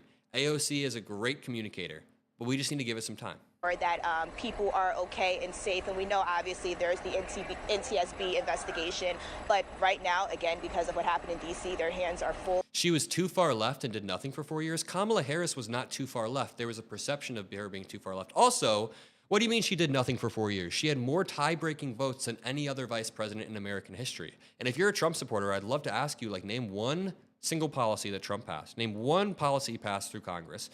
And I can name 20 for every one Trump policy you can maybe muster up.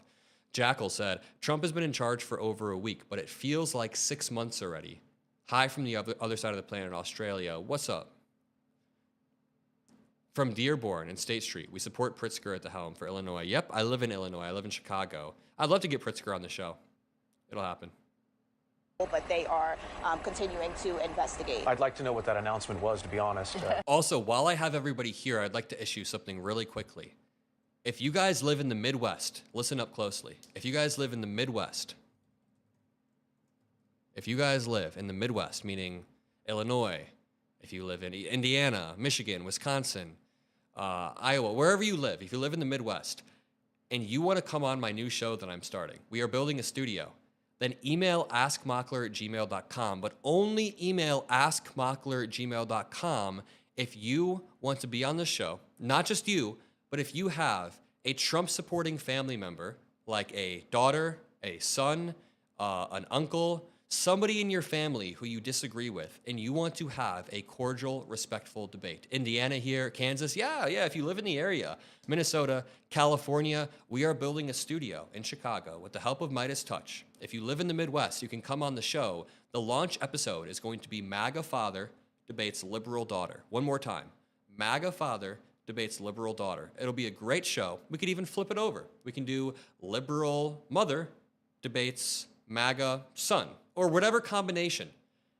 Does Iowa count? Iowa absolutely counts. Someone said, hell no. You don't have to. You don't have to. Oh, someone said, I'm in Chicago. I've got a MAGA son. Yeah, it's true. If that's what you want to do, then just send an email to askmockler@gmail.com. It's very important. Oh, it's exciting. It's going to be a really, really awesome show. The studio is great. I'm going to link this in chat a few times. Don't spam it if you don't meet the criteria that I just laid out, please. Curious what...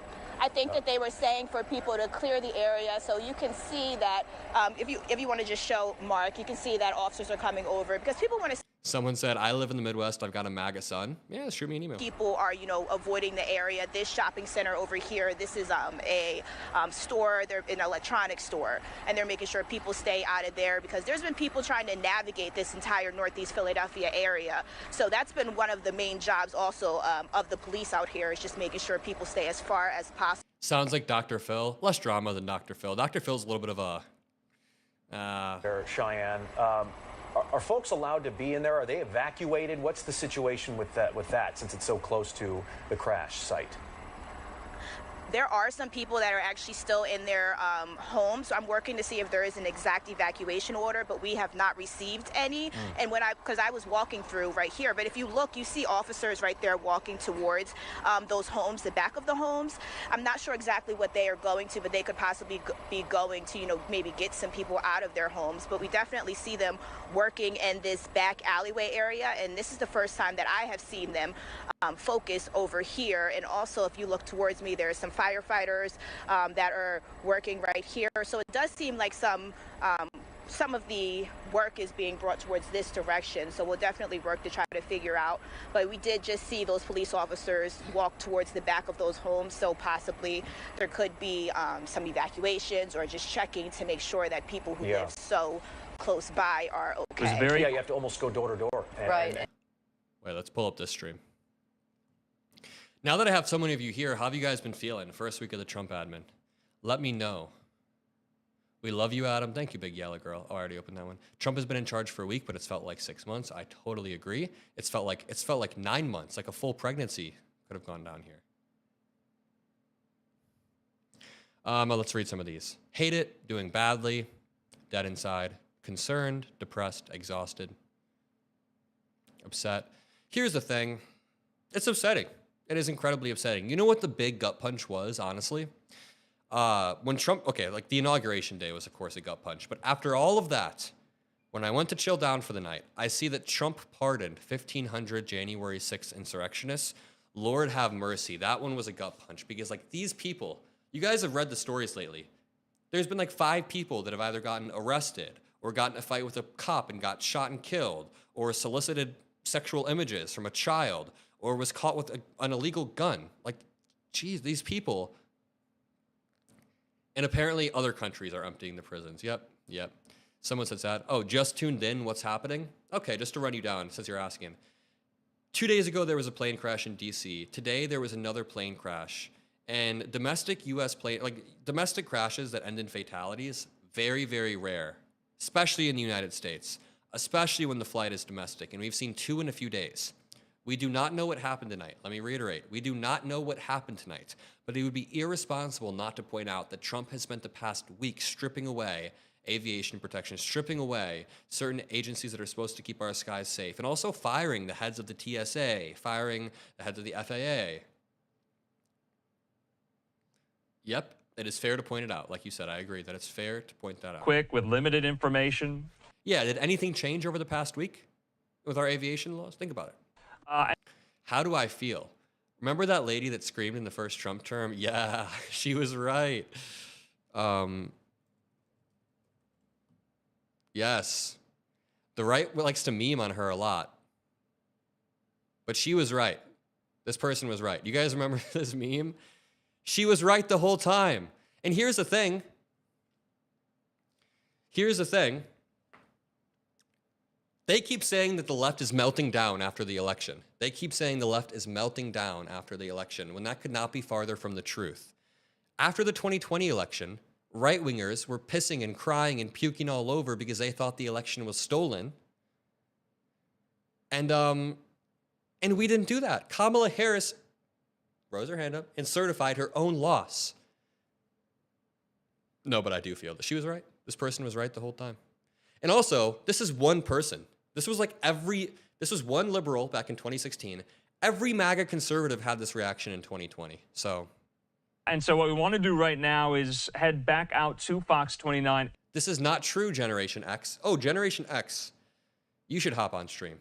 Really quickly, there's a few things that I want to promote. It's all free. The Adam Mockler Discord. If anybody here is in Discord, then you should absolutely join this, because this is where we will be hosting some of the MAGA debates. We'll be hosting some of this. Let me find out how to promote this.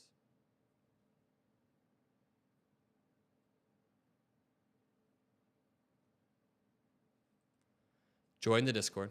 In Philadelphia. Okay, this stream is bad. Somebody told me, okay, this stream Friday is bad. night, 3 hours later, still trying to make sense of this. The mayor has said if you see debris, first of all, stay away. If you see debris, call 911. Do not touch anything, and let the crews and first responders do what they need to do. But that's all the information she had. No other information about the people on the ground or some of the numbers and totals that we're all waiting to hear about when it comes to local media. I want to debate my MAGA wife.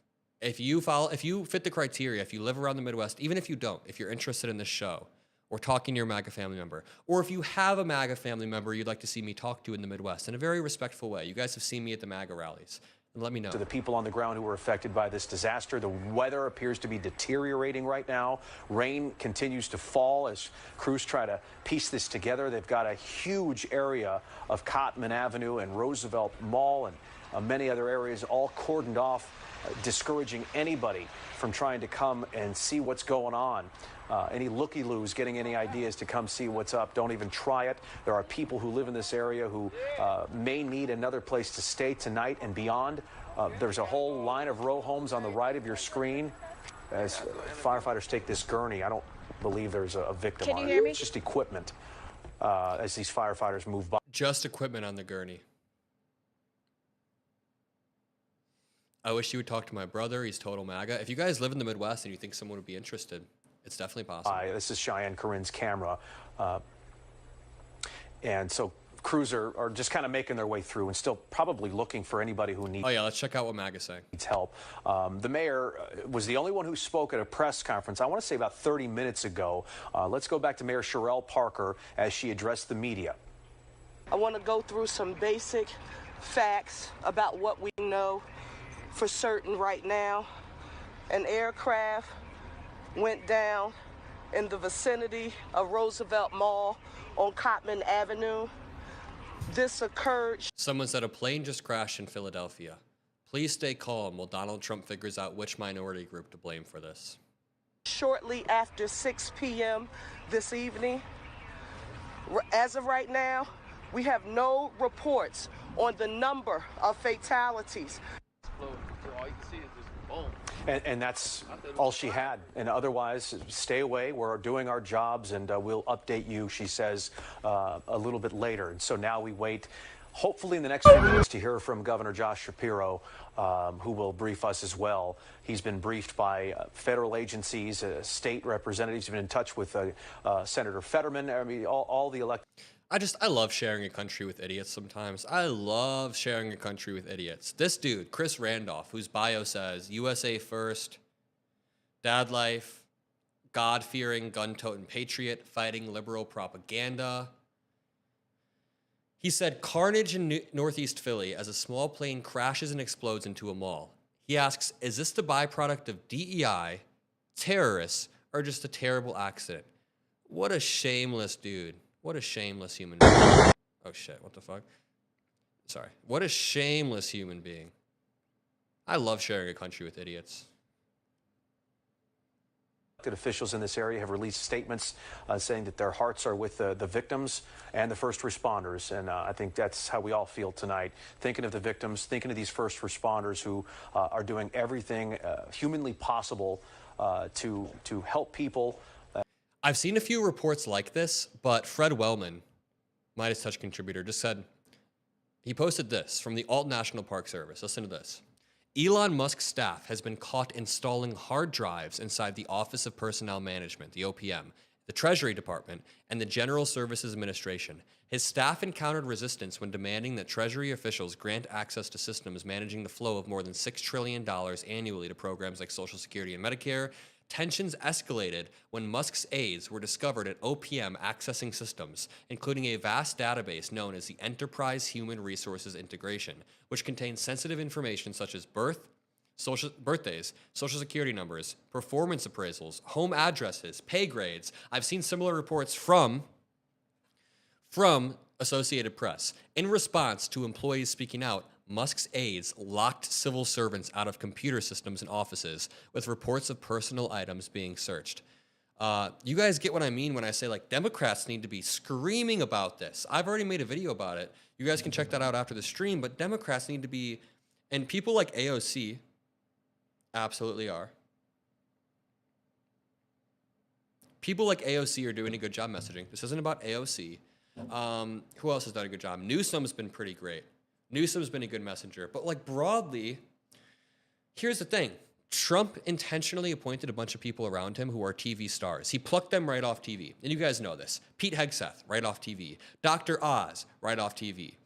Who is it? Linda McMahon. She used to be on TV. We can keep on going, but all the people around him are TV friendly, I'll say. We hate Pete Hegseth. That's not what I'm saying. But he's TV friendly. He knows how to maneuver and snake around. Democrats need to really get out there. Pete Buttigieg for president, I'd be down. Oh, Pete's been great lately. Yeah, Pete Buttigieg has been great lately. Pete Hegseth is a DUI hire. Pritzker has been great. Ooh, someone said deporting Elon from the country is not enough. Get him off the planet. And save those who need it. But it's, 9:30 tonight. It's dark here. It's hard to see anything. Someone said that is not legal. None of this is legal. None of the Elon Musk hostile takeover is legal. And listen, we have reports on this from legitimate, pondering politics. What is up, Josiah? Keep up the good work, bud. You got that dog in you. Insane corruption from Trump today. Fired FBI agents. His FCC is punishing CBS, ABC, NBC. He paid Kash Patel and DJ T-Coin. Absolutely insane. Crazy. Yeah. And then Paramount is also settling, right? Was it Paramount that owned 60 Minutes? Something to that effect. It's all insane. It's insane seeing them bend the knee. Drop some hearts in the chat for Josiah. He's a great bud. A great guy. We've known each other for a while. Since we were young lads. No, we've known each other for probably a little less than a year now. But we have reporting from solid sources saying Musk and allies have reportedly seized a key HR office and skipped past officials to send a mass resignation email. And subscribe to Josiah as well, Pondering Politics, one of the best commentators we have out there. He was on Tim Pool recently. We should watch that, actually. I've watched most of it. Let's run through this and let's go back to the live stream. Elon Musk continues to assert his power and influence with Donald Trump. A new report details how the tech mogul and his allies have taken control of the OPM and skipped past key officials to release an email asking federal workers to resign. That's not even the crazy part. You guys know about the fork in the road email. But let me find this new, let's see. This is the one. Now, Reuters, For as much as we say the mainstream media fails, I think Reuters, the Associated Press, they're not perfect, but I oftentimes find Reuters, the Associated Press, BBC, oftentimes pretty solid. I like Reuters, I will say. Exclusive, Musk aides lock government workers out of computer systems at U.S. agency. This is not a drill.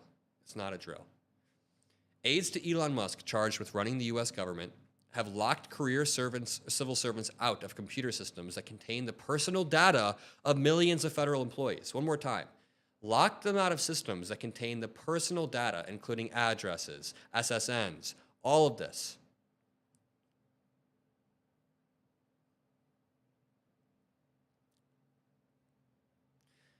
The two officials who spoke to Reuters on the condition of anonymity for fear of retaliation said senior career employees at OPM have had their access revoked to some of the department's data systems. The systems include a vast database. Is it data or data? 1 for data, 2 for data. Let me know in chat. I always feel like is it data or data? What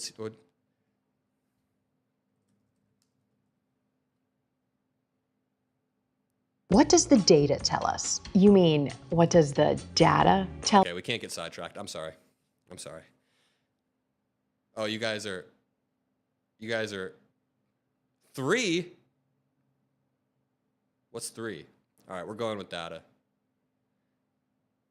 But then we could say data, like database. All right, God, I can't get distracted talking about important stuff. The systems include a vast database called the Enterprise Human Resources Integration, which contains date of births, social security numbers, appraisals, home addresses, pay grades, length of service, and more. Quote, we have no visibility into what they are doing with the computer and data/data systems.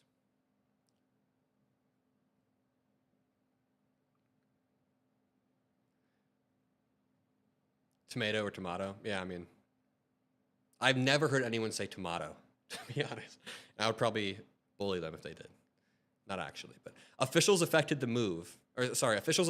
the move can still log on and access functions. I was kidding, I won't bully anyone.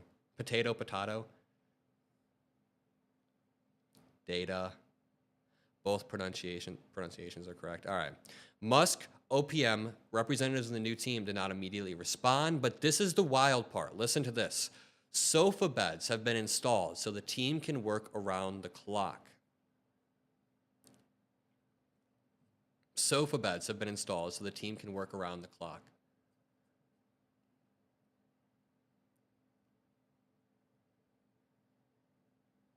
Oh no. This is wild.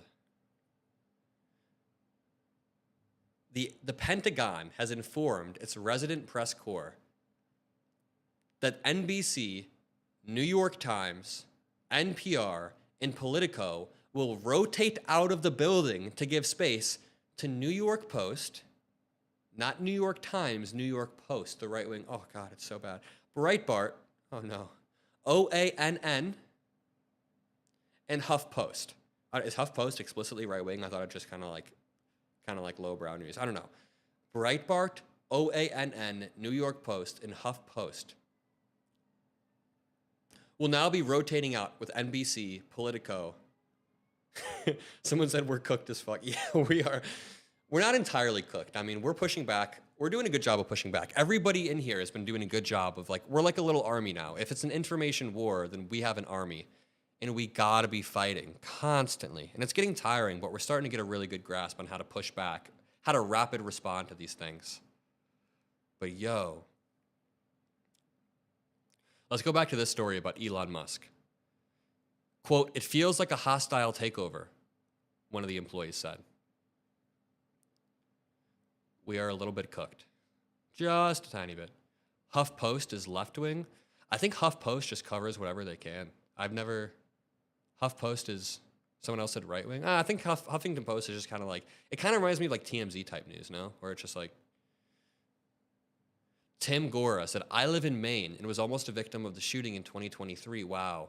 Biden showed up to mourn with us within the week. Trump never showed up. That alone won me over. As a registered Republican, Tim Gora, shout out Tim Gora, very proud of you. It's hard to vote against the way you voted your entire life. It's hard to switch. And I can empathize with that. Like, I know many people in this chat could never imagine voting Republican, and for a good reason. But just imagine growing up a lifelong Republican and then having to go through the cognitive dissonance of switching parties. I'm sure it's hard. So shout out to Tim Gora. Why don't they just allow the onion in every once? Yeah, at this point, just allow the onion in, honestly. Oof. Wait, let's check out the live stream. Got the weather doesn't help at all either. Exactly. So have you talked to anybody else in the neighborhood? Are you hearing anything from people who may have witnessed this? Someone said, I switched 25 years ago. It's hard to change your worldview. Yeah, it has to be hard. Anything from crews on the scene? Well, we just heard from our sources that apparently at one time there were 6 homes that were on fire that firefighters had to work on. That means that at least 6 people, but more realistically, if you're thinking about a household, that could be up to 15 people, a dozen people who were impacted and had their home on fire. Again, 6 homes that firefighters tell us at one time were on fire. We are also seeing... Huffington Post does seem left-wing, yeah. You can see Huffington Post has a lot of titles that are slightly moderate, but it seems like there are a lot about, yeah, I don't know. Trump is trying to make the federal workforce whiter. RFK Jr.'s stunning claim, yeah. Straight ahead, if you can point to the back of that police truck, it looks like that police may be putting up some type of barriers because, as you can imagine, this area is going to have to be secure for quite some time. It looks like that's what those orange and white things are right there, barriers, making sure that people stay out of the area. Because we did just speak to someone who lives in the area, but I'm not quite sure how he was able to make it over here because this is not an area that they are recommending people come to. But of course, you know, people are very curious. So I can imagine that another focus for officials are trying to put up maybe some more secure barriers to keep people out of the area just so they can really focus. Lenny said, in my 50s, I was a registered Republican from 18. Someone said, I'm in my 50s. I was a registered Republican from 18 until my mid-30s. Finally started to pay attention and change the Democratic Party. There is a direct correlation, actually, between the amount of politics you consume or how informed you are to whether you're a Democrat or a Republican. More informed people who tend to be reading the news on a daily basis and really locked in tend to be Democrats. On what they're... Fenrir, thank you. There's a leftist, socialist, anarchist principle called People's War. It relates to military conflicts, but it does include civil actions such as lawsuits, strikes, non-compliance, and messaging. They're trying to do right now, which is to make sure that people are safe and also to, you know, continue to work the scene here at Ground Zero, guys. Okay. Thank you very much, Cheyenne. Let's go back to the statement where the president has just released a statement about this particular crash, saying, "So sad to see the plane go down in Philadelphia, Pennsylvania. More innocent souls lost. Our people are totally engaged. First responders are already being given credit for doing a great job. More to follow. God bless you all." And then the American Red Cross of southeastern Pennsylvania on the scene. Someone said, my dad was a lifelong Republican and he switched and voted for Obama before he died. Rip Dad. Rest in peace to your father. Sounds like a great man. Fizz Buzz. As we know, in Northeast Philadelphia, its communications director also releasing the following message, telling us, quote, a team of trained Red Cross disaster workers are on the scene to help those who've been displaced. All right, let me remind you guys of a few things. Yeah, your dad sounds great. Let me remind you guys of a few things. When this happened, Trump had posted 5 minutes later. We don't know if he was aware of this or not, but he posted 5 minutes later, I love ticker sign Trump, talking about the Trump stock. Or no, the Trump meme coin, sorry. There's so many different grifts, I get them confused. The Trump meme coin. I love ticker sign Trump with fight, fight, fight. I said, what are they fighting for? Less safe skies? Less aviation regulations? And then he said, so sad to see the plane go down in Philadelphia, Pennsylvania. More innocent souls lost. Obviously written by his aides. Not enough caps and typos. We are working with our city, state, and federal partners to assess any other needs that we can assist with. And we know from talking with Cheyenne Corinne that she also spoke to the Red Cross on the scene. They're trying to reach out to families in that neighborhood. It's a shit coin, not a meme coin. True. How is the S&P 500 doing today? Oof. The effects of tariffs. That's probably why Trump is enacting his tariff policies on a Saturday, so he doesn't have to face the effects of the market. Adam, are you eating? Yeah. I've been taking good care of myself. You guys taking care of yourself during the Trump administration? I mean, there's no reason. Yeah, make sure you're sleeping. Make sure you're eating. Neighborhood who need to leave, who need someplace to go, and she knew of at least one family who was. Oh, but someone said make sure you point out what Trump's done over the past week. Absolutely. Credit to Brian Tyler Cohen for this, but on January 20th, both Trump and Elon pushed out the FAA administrator. A replacement was not named until yesterday. Or did he even name a replacement yet? I think it took him until the other crash. On January 20th, Trump implements hiring freeze, including air traffic controllers. On the 21st, Trump disbands Aviation Security Advisory Committee, and then first passenger airline collision. Trinity N said, I love this chat. You guys are awesome. You know what? I've been really busy over the past 10 days, but I really do think live streams are going to be necessary over the next 4 years. Because number one, live streams help you build a really cohesive community. Live streams really do help you build a community. Oh yeah, we have a bunch of people joining the Discord. Let's go.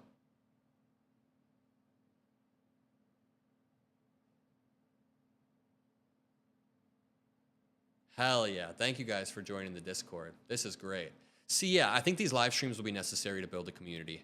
And also, we can debate MAGA. That'll be fun. We can cover breaking news. I can read off your guys' chat. I could talk to you guys in Discord, whatever. The live streams will be great to build a community. The live streams will be great. Yo, let me grab another Discord link because the Discord's important to have. It's important to chat. We chat a lot in here. I try to pop in when I'm not working. I'm going to do it more now that I'm building a team. Shout out to my editors. Shout out to Victor. Shout out to everyone who's been helping. Was actually displaced and looking to go to a safer location. Love your channel? Hell yeah. Thank you. If you guys haven't done this yet, what you should do is where it says subscribe, if you click on it again, or you click on the bell if you're on your phone, it'll say all, personalized, or none. I would click personalized if I were you guys. It'll shoot out a few notifications, 1 or 2 a day, about what I'm covering, the videos. When I go live, it will notify you if you click right here. Worth turning on in the Trump era. For the evening, because you can only imagine, as we're hearing now, that 6 homes, and it could be more, did. Oh, wait, the Discord link doesn't work? Let me try one more time. No, it's working. Mockler's Mafia. Should be working. What's Discord? It's a chat messaging service. We use it to just chat, build a community. Catch fire, were impacted by the debris from this plane crash, as well as burned out cars. And you can only imagine the fear that must be so rampant. I can't even imagine how it must have been to be there, to see it, and to not experience know, it, and not know what what happened. And what if you were inside? We've seen the ring camera video. We've seen people who witnessed. Or if you want to join the Mockler Reddit, the Adam Mockler subreddit is also a really good time. Hell yeah. Okay, it's nice having everyone in Discord. What the hell? That's not me. Adam Olinger. The Adam Mockler subreddit is really, really sick. Hell yeah. I love everyone joining the Discord. You have to have the app? Okay. Honestly, the Reddit, I go on more. I'm on Reddit every single day. And the Reddit is for research. It's not just, okay, here's the thing. On the Reddit, a lot of people have just been spamming meme after meme after meme. It's not just about memes, y'all. It's about, we're trying to research stuff, post breaking news, post articles. Like, this is good. This is a write-up.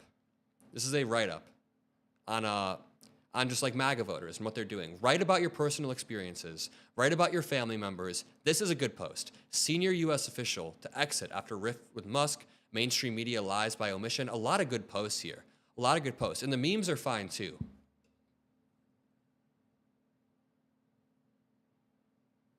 If you don't have Reddit, don't join. But if you use Reddit, it's worth it. It's a solid subreddit.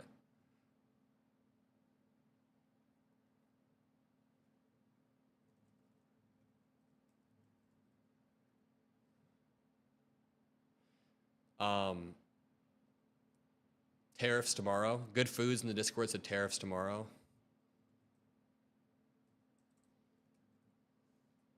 All right. Sorry. Back to the... Did. But if you were in your home and had no idea... Or like these people, right at their doorstep, right, running in for cover. Right, and all of a sudden, this. But what if you were inside and you didn't know, and all of a sudden your house catches on fire, and you're like... What in the world was that? Right. Yeah, the diner that's nearby, the Four Seasons Diner, had some debris. Steve Keeley has been all over, has been running around this whole neighborhood trying to get some, just some reporting for us to tell us what's going on. There's a McDonald's there that had some debris, an oxygen tank from the plane, we believe. Sorry, I muted my Discord. Someone said I've been loving the Discord recently. Yeah, we have good chats. That and the Reddit. Building a community during a time like this is not only necessary, it would be a mistake not to. It would be a mistake to like split up. It would be a mistake to splinter in such a way where we can't have cohesive messaging is what I'm trying to say. Someone said post the Reddit. Let me pin this message. I just pinned. Let me end this. Okay, look at the pinned message in chat. The Reddit's cool to join. It's fun. Which had the same markings and same branding as the plane that crashed. That's at a McDonald's. There was an AutoZone in this area that had some smoldering plane parts near it. A Dunkin' Donuts here across the street, a Raising Cane's, all these businesses that may have some serious damage. Here's an earlier look on the left of the fire that was taking place right after. This video Steve Keeley took at about 6:45, showing the aftermath, and really the whole intersection, the whole street was on fire with some homes as well as gas lines. It was just a chaotic and dire situation at the time, and now a bit of a lull as it does appear that a lot of the rescuing and that needed to take place has happened. The fires have been put out. And now we wait for federal agencies to come in, and they might establish a new perimeter as they see fit based on the amount of aircraft that may have been strewn across this area. It could be days before Cottman is opened again, maybe a week. Yeah, we have no idea. Our Shawnette Wilson is actually live for us on the phone. She's been out trying to talk to people. Sweet. We just got a few new Reddit followers. Let's go through. Something we can do on stream is just kind of talk about the Reddit. President of the white people of the red states of America. True. Someone on my subreddit posted this article. Senior U.S. official to exits after rift with Musk allies over payment system. Top Treasury career staffer, David LeBrick, announced his retirement. Surrogates of Musk's Doge effort had sought access to sensitive payment systems. The highest-ranking career official at the Treasury Department left the agency after a clash with Elon Musk's allies. Why do we have billionaires in our government? Why did they cry about George Soros for so long? People. And now they don't understand. Someone said, I could watch you and Josh Johnson live stream all day. Hell yeah. We'll be live streaming a lot more. It'll be fun. And it'll be more fun than this one. This one's a little bit grim. Sorry about that. And what have you been able to learn, Shawnette? Well, Don, we've been driving around. People are eager to help and get information out, as you all know, from just the videos and things that we've been getting into the newsroom. And so we, received some information that we went to check out that didn't completely pan out, but realizing that things are changing minute by minute with the situation. We went to check out a location where displaced residents were supposed to be, and that location has since changed. We stopped by another business, the Ritz Diner. One of the workers there told me, and they're a little bit ways down the boulevard, but said that, police had come in earlier that day just to make sure everybody was okay. But they said once this happened, of course, everybody cleared out of there. They wanted to either get home where they felt that they would be safe or get closer to see exactly what was going on. And I know we've been talking tonight just about how this is going to be just a long night. And for, Don, you were mentioning also the weather and the conditions that police and other emergency crews are dealing with out here with the rain, and it's, getting cold with the rain. It's not just that, it is also what they have seen. And they've seen a lot. Cheyenne mentioned this a little while ago as well, but one police officer, we had gotten on the back street not too far from the house that Mark Lavallo was showing earlier, the house that, had caught fire. And the police officer was trying to direct people, including us, off the street. And he said to me, I'm sorry, it's just that earlier I watched a house burn down. before most crews were even here. And at that point, he kind of just stepped away. And so, here his job for tonight is just to kind of man the area, block off roads, and make sure people are moving through and not stopping. And the weight, I felt the weight of what he said when he said, "I watched that happen." We're getting through right now. Police are trying to let us through the road, so I apologize for that. But just driving through some of those back neighborhoods, we could see that people who are inside their homes are in the window. These next few years are going to require vigilance and a lot of resilience. A lot of resilience. We'll go back to that live stream in 1 second conference is live on ABC 6. Let me see. Was it the same one they did earlier? Let me look up ABC 6. Let me find this.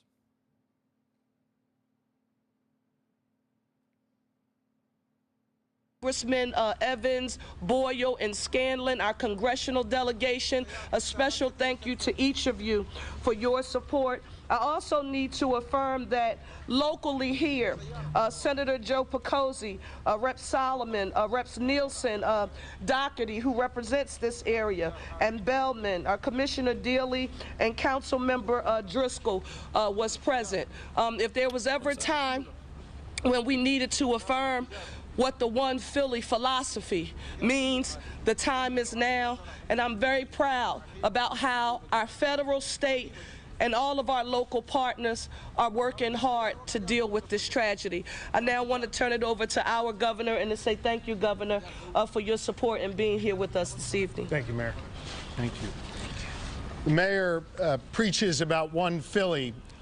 She talks about a unified approach to governing every day. What you're seeing here is a unified response to an awful aviation disaster.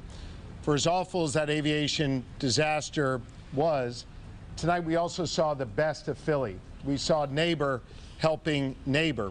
We saw Pennsylvanians looking out for one another.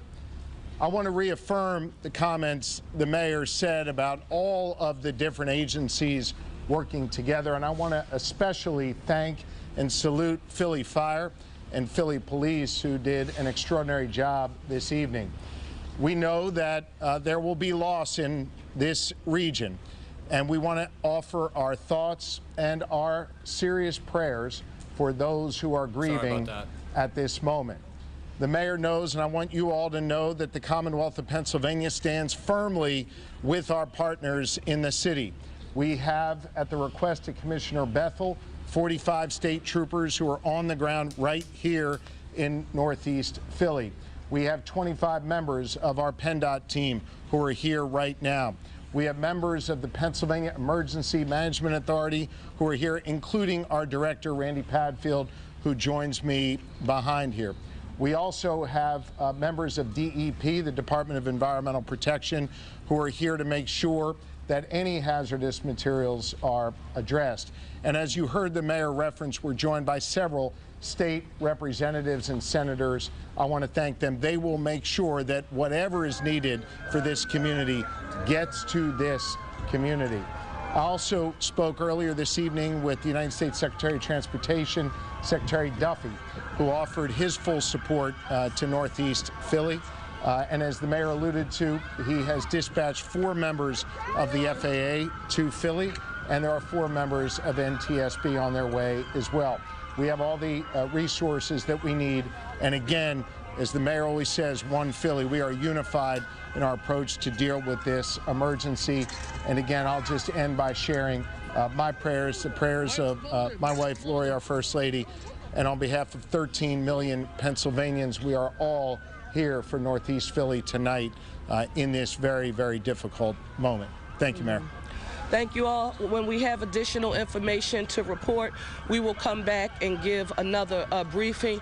But now we want to let our federal, state, and local partners. Really quickly, someone said I was just at the Chipotle there earlier today. Damn, I'm glad you're safe. We'll report back to you when we have more information. Thank you all so very much for your patience and understanding. Mayor Sherrill Parker, joined by Governor Josh Shapiro and other city. Okay, that was a really good press conference. I really quickly want to bring your attention over to, okay, wait, really quickly, I just want to say one more time. Peter Twinklage said on Twitter, not to be a broken record, but if Joe Biden had axed hundreds of FAA officials, fired the TSA chief, froze air traffic controller hiring, and then we had multiple planes falling out of the sky in a single week, the articles of impeachment would already be drawn up. Absolutely. Let me repost. Absolutely. You guys agree, right? Really quickly, I want to bring your attention over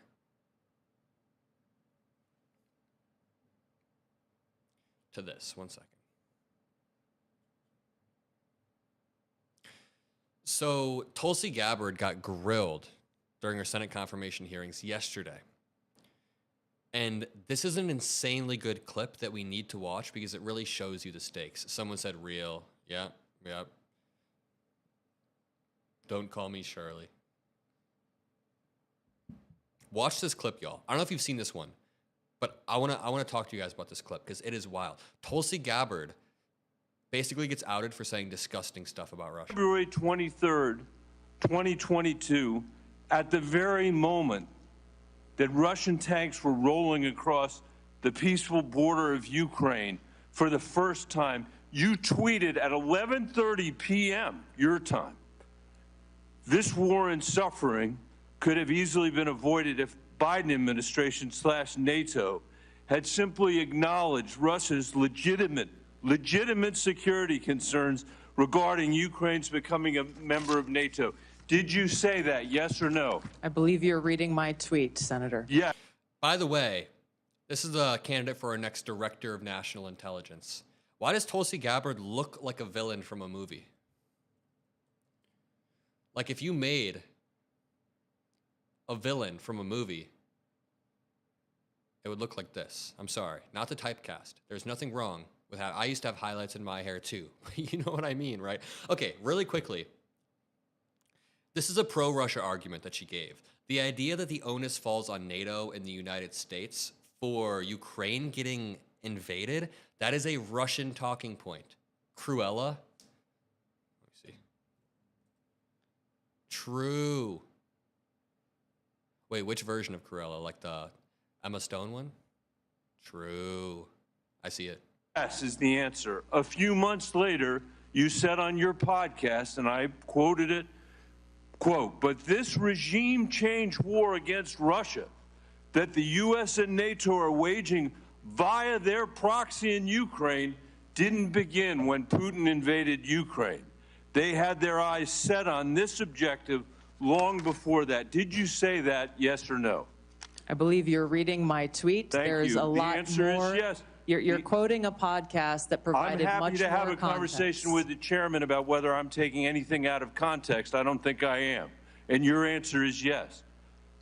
Are you aware that your comments about proxy wars and Russia's legitimate security concerns, to quote your own words, are in alignment with what the Russians have said to justify their invasion of Ukraine? It is a Russian talking point. Before she gives a non-answer, I just want to say Russia is the one that unilaterally invaded Ukraine. Ukraine is fighting a purely defensive war, and people that try to equate Russia and Ukraine or say they're both at fault somehow are absolutely delusional. Ukraine has been fighting for its sovereignty for, really since it became a country after the Soviet Union dissolved, but truly since 2013, I'd say, is when, like during the Euromaidan, is when they really started to accelerate that move towards the West. Now, they are a country who wants to be sovereign, wants to be away from Russia. They don't want Russian corruption embedded. So they begin to be buddy-buddy with the U.S., and people are blaming it on Ukraine. It's like, it's straight up victim blaming. It's like if a bully repeatedly, I don't know. Yes or Senator, no? I don't pay attention to Russian propaganda. My goal is to speak the truth, the answer is regardless no. of whether you like it or not. I'll take it. That's fine. You said you are used to speaking truth to power. Yes. I'm shocked to hear you now say that, you are agreeing. I'm not shocked because I know you said it. You are agreeing that you basically said that Putin was justified in rolling over the peaceful border of Ukraine, the first time since World War II that a free nation had been invaded by a totalitarian state, and you were there at 11:30 p.m. that night to say that you were with them, not us. And let me tell you something. You say you don't know because you don't read Russian propaganda. Russian state TV then aired your comments. Did you know that? Senator, I think you should also quote the statement that I made criticizing Putin for his invasion. Oh, you made a single statement criticizing Putin. Wow. Cooker, Senator Bennett. What I would say, Mr. Chairman, with the last, it's up to all of us. We're the Senate. We get to decide whether we're going to confirm this nominee. Obviously, we didn't select this nominee. But can't we do better than somebody who doesn't believe in 702? Can't we believe that somebody who can't answer whether Snowden was a traitor 5 times today, who made excuses for Vladimir Putin's invasion of Ukraine, the first time that I'm aware of any American official has done that? I'm questioning her judgment. That's the issue that's at stake here. And as you said, and I totally agree, this is about our intelligence officers. And you cannot answer. Most of what we do here is in secret. This is one of the very few opportunities that you will ever have to have a conversation with this panel in public. And the record is going to be very clear about the position you took with regard to Edward Snowden. Cook her ass. Get her. And the record is going to be very clear about your reaffirmation of the statements you made in the middle of the night when Russia was invading the free country of Ukraine. And I hope we will take that in consideration. No, give him more time. Give him all the time he needs. Dick's Insider, thanks for the $20. Thanks for doing what you do. I've been in a dark place for the past few weeks. Young people, you give me hope. Thanks for keeping the great work. Thank you so much. Is that a reference to Smosh, the Dick's Insider? That used to be a song, right? Gabbard, Norm, Cruella, Central Casting incoming. Yep. Did anyone ask Tulsi about her affairs with Assad in Syria? Yep. Really quickly, someone said, Patel reminds me of the movie Glengarry, Glen Ross. I started that movie the other night. Should I finish that tonight? Should I finish Glengarry, Glen Ross tonight? Alec Baldwin. I got to the point where they're talking about ABC. That was the person's name. Yeah, Dick's Insider. Deport Patel? No, he's an American citizen. But okay, I just got another crazy tweet. Yes, finish Glengarry, Glen Ross. Oh, someone said that sucked? No, I love that's a good movie so far. Good film. Okay. Musk aides take over U.S. Office of Personnel Management. Officials locked out of key federal databases. Beds installed for 24/7 work. Career staff sidelined. Memos push workers to quit. Cybersecurity and oversight concerns mount. Dude, I have a feeling we're going to have a massive security leak to an adversary over the next year, maybe even sooner, and it's going to be a direct result of Elon Musk and everyone else. They're reckless. They keep saying they want to take a sledgehammer to our institutions. And it's like, yes, our institutions need change if you want to focus on healthcare, if you want to focus on other stuff like that, but taking a sledgehammer to some of the key institutions that allow our country to function has unintended consequences. Or intended consequences. I keep saying this. When they did the federal grant funding, they were doing it for selfish reasons. Trump was trying to consolidate power, and an unintended consequence was shutting down the Medicaid portals. There are consequences to their actions. Again, I read this earlier. Senior U.S. official exits after rift with Musk allies. Also, the Reuters article that I was reading earlier, where did that go? Oh, right here. Exclusive. Musk aides lock government workers out of computer systems. This is incredibly, incredibly important. Musk aides lock government workers out of computer systems. I wish I could make 10 videos about this, talking about the importance of Elon Musk's hostile takeover. Really quickly, let's check in on this. No, it's something that it was out of nowhere, you know, and everybody's pretty much shocked around the neighborhood. I'm pretty sure. It's pretty sad. But you are able to go back into your home right now. At any point, did you lose power? Is that power back on? Yeah, the power went out. I'm pretty sure for the whole neighborhood around here, you know, because, you know, when I got here, me and my boys, you know, went around trying to see what's going on, and the houses they're like all shut out. So I'm pretty sure the power was shut out for everybody. So, But as you can see, I think it's pretty much back. You know, you see some hazard lights back on, so should be back. And your reaction to hearing the loss of life, 6 people, what are your thoughts? It's saddening to hear that. I was honestly so shocked when I heard that. It's a medical plane, I'm pretty sure. You know, they had 2 pilots, 2 medical people in there, and 2, what are they called? The patients. And so, you know, just hearing that, it's just so shocking. You know, people were trying to get them to the hospital, the pilots, you know, to get maybe. Whoa, wait, well, rewatch this video. This video is crazy. Look at how quickly this darts into the ground. Look at this. Boom. You guys saw that. One more time. You see it from, watch my mouse. Boom. That's wild. Damn. That's scary. You know how loud that was, right? With us, I know It must have been so loud. you're not home. I'm sure getting that phone. We have, yes, it was a medical plane. It was a medical plane.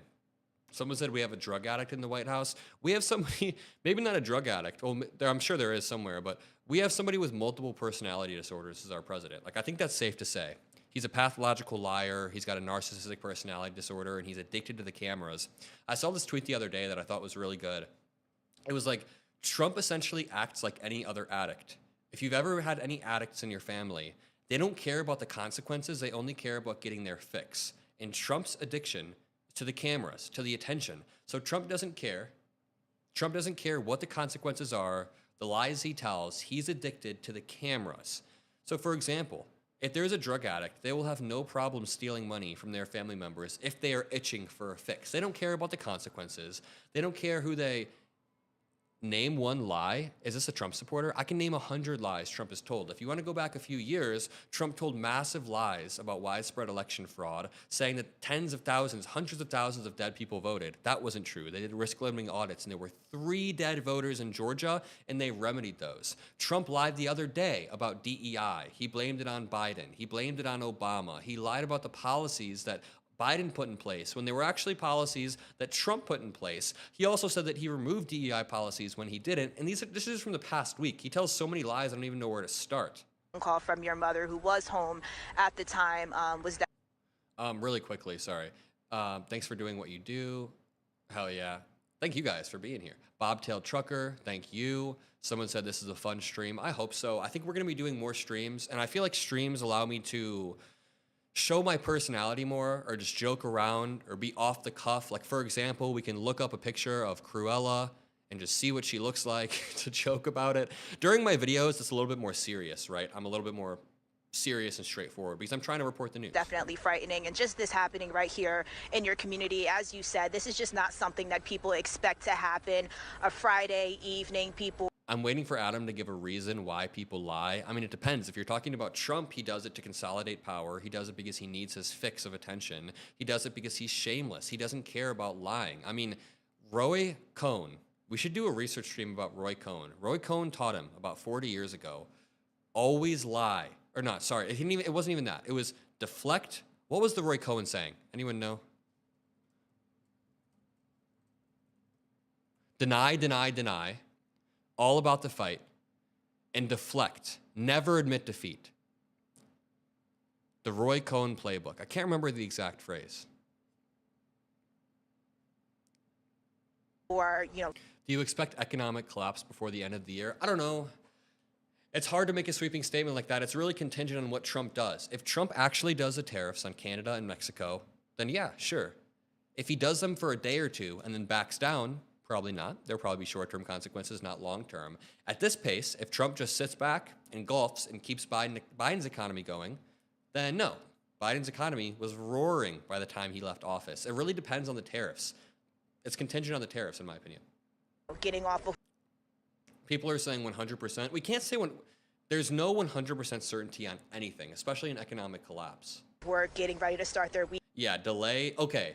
Deny, deflect, and distract. That is it, I think. Or deny, deny, deny, delay, delay, delay. Deny, deflect, dementia. True. Weekend, and then a plane comes crashing. Oh, you're late. Someone said, wait, what happened? Okay, a second plane crashed in Philly, in northeastern Philly. And unfortunately, it seems like there were 6 confirmed fatalities. It was a medical plane. There was a pediatric patient on board, which means a young child passed away. This is the second plane crash over the past week. We do not know exactly what caused it. We do not know. Down in their neighborhood, and then they learned that 6 Deny, deflect, delay. Yep, that's it. lives have been lost. Jason and Dawn, this is just, again, another person who lives in the area, but there are many people impacted by what happened, and this is just the very beginning.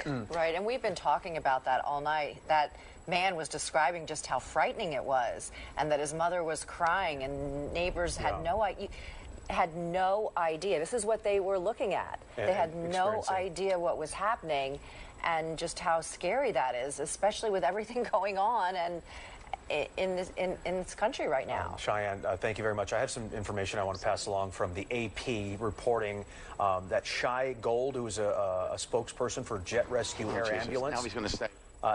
it was a little girl and her mother. They were from Mexico on this plane. And the child had been treated in Philadelphia for a life-threatening condition and was being transported home to Mexico, according to this representative from Jet Rescue Air Ambulance. The flight's final destination after a stop in Missouri was going to be Tijuana, Mexico. So this mother and child were in Philly, and they boarded this medical transport jet with 4 others. And 30 seconds after takeoff, it crashed here in Northeast Philly. So we just learned a little bit more about the occupants on board this aircraft here. So just adding to the heartbreaking nature of it, just a tragedy. All right, let's get out to our Steve Keeley, who is live at the scene. Steve, I know you've been out there talking to people. What have you learned? Well, a few hard facts that we got from a fire official who said, you can report this, but just don't name me. But he's high up in the fire department, and said at least 6 people transported by fire department medic units, ambulances, the big square ambulances, say, to the Jeans Temple University campus, which is the closest hospital to this spot here in Northeast Philadelphia. He did not know the extent of burns or injuries, just people that were hurt somehow, whether they were in cars or homes. And he also told me it was 6 homes, a total, that they put fires out on. But the jet fuel and the debris initially had burned 3 houses and then started spreading to the other houses. And I was showing you, or I was at least talking to you live on the air, I think it was on the phone at the time, watching the flames shoot through the roof of the corner house at Calvert and Cotman. And then those flames obviously spread, and they had a collapse in that first house as well. So it was dangerous for the firefighters, but their job, number one, was to get into those houses and get all those people out. And they were... Which minority group is Trump going to blame this one on? Successful in getting everybody out alive of the homes, they believe. So that is some good news from the fire department. And boy, they were, if I was breathing in that jet fuel smoke, I can't imagine as close as I saw those guys. And they were on the roofs of those houses as well, doing that job. So a little bit of positive news and a little bit of news on what happened to people who were hurt, not in the plane. Still no information about all those vehicles. Wait, there was a Mexican pilot? Vehicles that were on fire. You would hope people maybe ran for their lives and got out of there. But we, you know, I was around there with all the witnesses, and we didn't hear anything about anybody that was in any of those cars at the time. So that is the fear, and that is why officials do not have a number on casualties, because they know who was on the plane. They don't know about anybody on the ground. No, they didn't say that? When you have a plane crashing into a populated area. Oh, the plane was from Mexico. Okay, I knew that. Yeah, he's going to blame it on the Mexicans. For sure. Like this on a populated road at a very populated time at 6-something, there is the fear that there could be more people injured and hurt bad and maybe even killed in this crash here. So let's go to what we talked about earlier, because we're now on the corner where the governor and the mayor just spoke, and across the street is that diner you were talking about. And boy, how much of that debris, and you'll see Mexican in the video, yeah, that is really depressing. Executive producer Abby said, just run it and let the manager talk, because I went in there and he was showing it to me. So let's play some of that video. And there was a piece of plane, they believe, that shot through the window while people were eating dinner in there. So a piece of metal from the plane came through. Yeah, it just broke the window. Did they take it from you? Well, not from me, but from my manager. Yeah, the guy was sitting right here. So it came through the window and landed all the way over here. all the way here in the seat. Was somebody eating at the time? Yeah, yeah. They were on They didn't get hurt though, right? No, I think it hit his head. It hit the customer in the head? Yeah. Okay. But luckily everybody's safe. But something flew through the window. You had no idea. Whoa. That's a long... Dude, that must have hurt. It flew all the way through. But luckily everybody's safe. But something flew through. Look at this window all the way to this table over here, and it hit somebody in the head. Yeah, they were on Lawsuit? No, I don't know if that's a lawsuit. No, I don't think so. They didn't get hurt though, right? No, I think it hit Unless it was Trump that got hit in the head. It hit the customer in the head? Yeah. Okay. But luckily everybody's safe. But something flew through the window. You had no idea. So there you go, and that shows you how far and how fast that debris was flying and, you know, ricocheting off whatever. Here is Corporal Jasmine Riley, who I deal with the police department. That's her on the left with another officer, and they're examining what believed to be an air tank from the jet, and that's right across the street from where we are now, right outside of the McDonald's. And here's a close-up shot of it where it says Jet Rescue 10, an air tank, something that would be on an airplane. Damn. Yo, Jenny Walls Rob, you're the best. Thank you so much for being here. As well as another chat from Dixon. What's up? I won't say the full name. If only the Mexican airline hired a straight white male pilot. True. Watch Trump tariff Mexico because of this. Sorry, I'm not trying to make jokes, but I'm just saying Trump's reactions are insane. Anything else on Truth Social or just, nope, same thing. I like how he immediately posted. So this happened, and 5 minutes later, he posts fight, fight, fight. He posted the Donald Trump crypto shitcoin. In case somebody needed oxygen while they're being treated. And so on the plane, a paramedic, a physician, a pilot, co-pilot, and that mother and young girl. And the plane itself, Jason, you mentioned the family being from Mexico. Yeah, I'll turn my the plane sound itself, up. according to an official here on scene, also registered in Mexico. So it was on its way to Missouri and then maybe maybe refueling there and then on its way to Mexico. Now here's another personal observation. So for the folks who weren't watching us at 5 o'clock news, we broke a story about a man who stole a Mercedes over in South Jersey. And then when the police over there tried to stop him, he hit a police officer, maybe two, hurt one of them seriously, then led police on a pursuit across the bridge. That's why I was so close to the scene at the time. I did a 5 o'clock report. And the reason I'm bringing that up, I want to talk about the weather conditions, which will play a part in this investigation. And the reason I had to go from my place in Center City in a car all the way out here, which was almost an hour drive in traffic, is because our helicopter couldn't fly because of the conditions in the air. So there were no news helicopters flying. Maybe jets and other aircraft can fly, but these were harsh conditions to fly in, which is why all the news helicopters were grounded, and that's why we couldn't cover that story, and I had to get out here and hightail it out here at 2 o'clock to cover that story because we couldn't send the helicopter to it. You had a low ceiling, which means fog/clouds, and we had rain, and so visibility obviously is bad and certainly not safe enough to fly a helicopter. And that'll be part of this investigation. Did weather play a part in this crash here in Northeast Philadelphia today? All right, Steve Keeley, thank you. Let's talk to Drew exactly about the weather and the impact it could have played, and just also the conditions that these first All right, let's check the Mockler subreddit really quickly because you guys are making some really good posts. And there's a few breaking news stories that I want to talk about really quickly. Canada will apparently bring forceful but reasonable retaliation to Trump tariffs. Lord have mercy. Tomorrow, we should do a live stream when the tariffs get announced. I think doing a live stream, or maybe after I do my main work for the day, we can do a live stream at night, every night for a few hours. But Canada will bring forceful but reasonable retaliation to Trump tariffs. One second. Justin Trudeau says Canada will bring a forceful but reasonable retaliation. Quote, I won't sugarcoat it. Our nation could be facing difficult times in the coming days and weeks, Trudeau said on Friday while speaking to an advisory council on Canada-U.S. relations. Quote, I know Canadians might be anxious and worried, but I want them to know the federal government, and indeed all orders of government, have their backs. Now that's a real leader.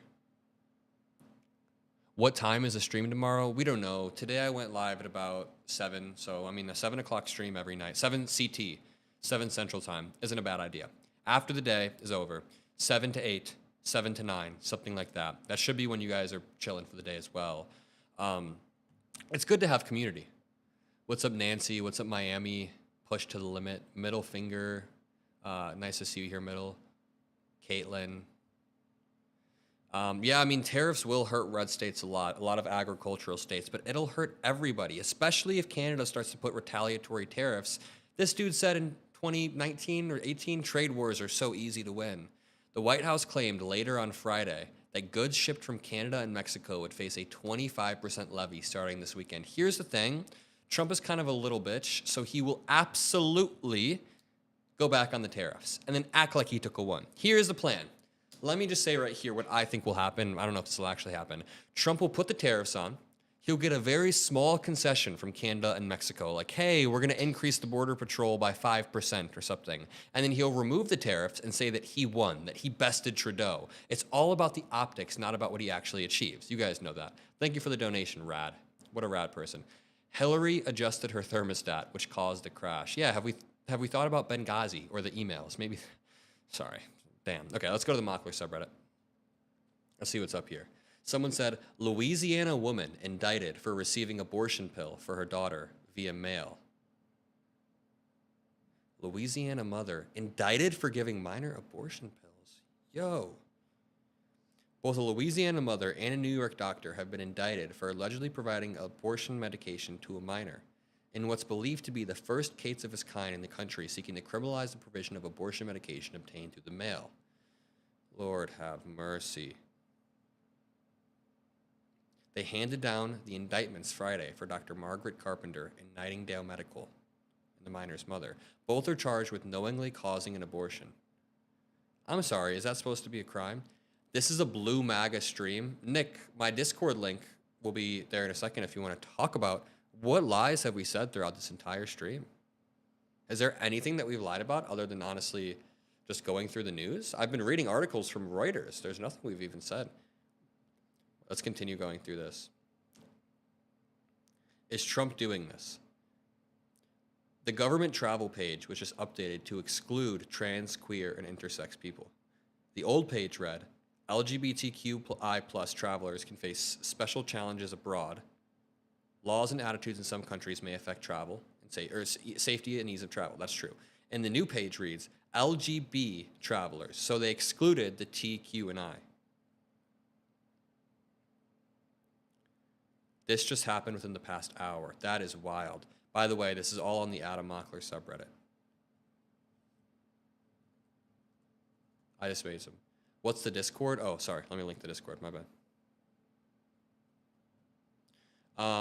By the way, if you join the subreddit, try to keep the posts semi-high quality. Like make it like news or your opinion about something.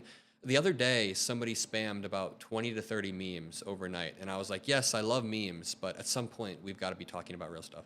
The main imports of each state. Yo, this is a great chart. Thank you for posting this here. This is each state's main import partners. I see Canada, Canada, Canada, Canada, Canada, Mexico, Canada. Sorry, Canada, Canada. Lord have mercy. Other than Canada, China, China. But look at this. What do you notice here? Many of the red states are reliant on Canada. Fernando, thank you so much. Fernando, thank you so much. Adam, we absolutely love your content. Thank you for all you do. We stand together in solidarity with you and our community. Love, Fernando and Catherine. Shout out Fernando and Catherine. Thank you so much. All of you guys are the best, genuinely. The Discord link. Let me pop it in here. Sorry, one sec. There's the Discord link. Boom, boom, boom. You'll be able to see it if you check the chat. And then aside from the Discord, there's the Adam Mockler subreddit. Whatever you use. If you don't use Reddit, then there's no point in joining. There's, you know. But these are the main imports from each state. Wow.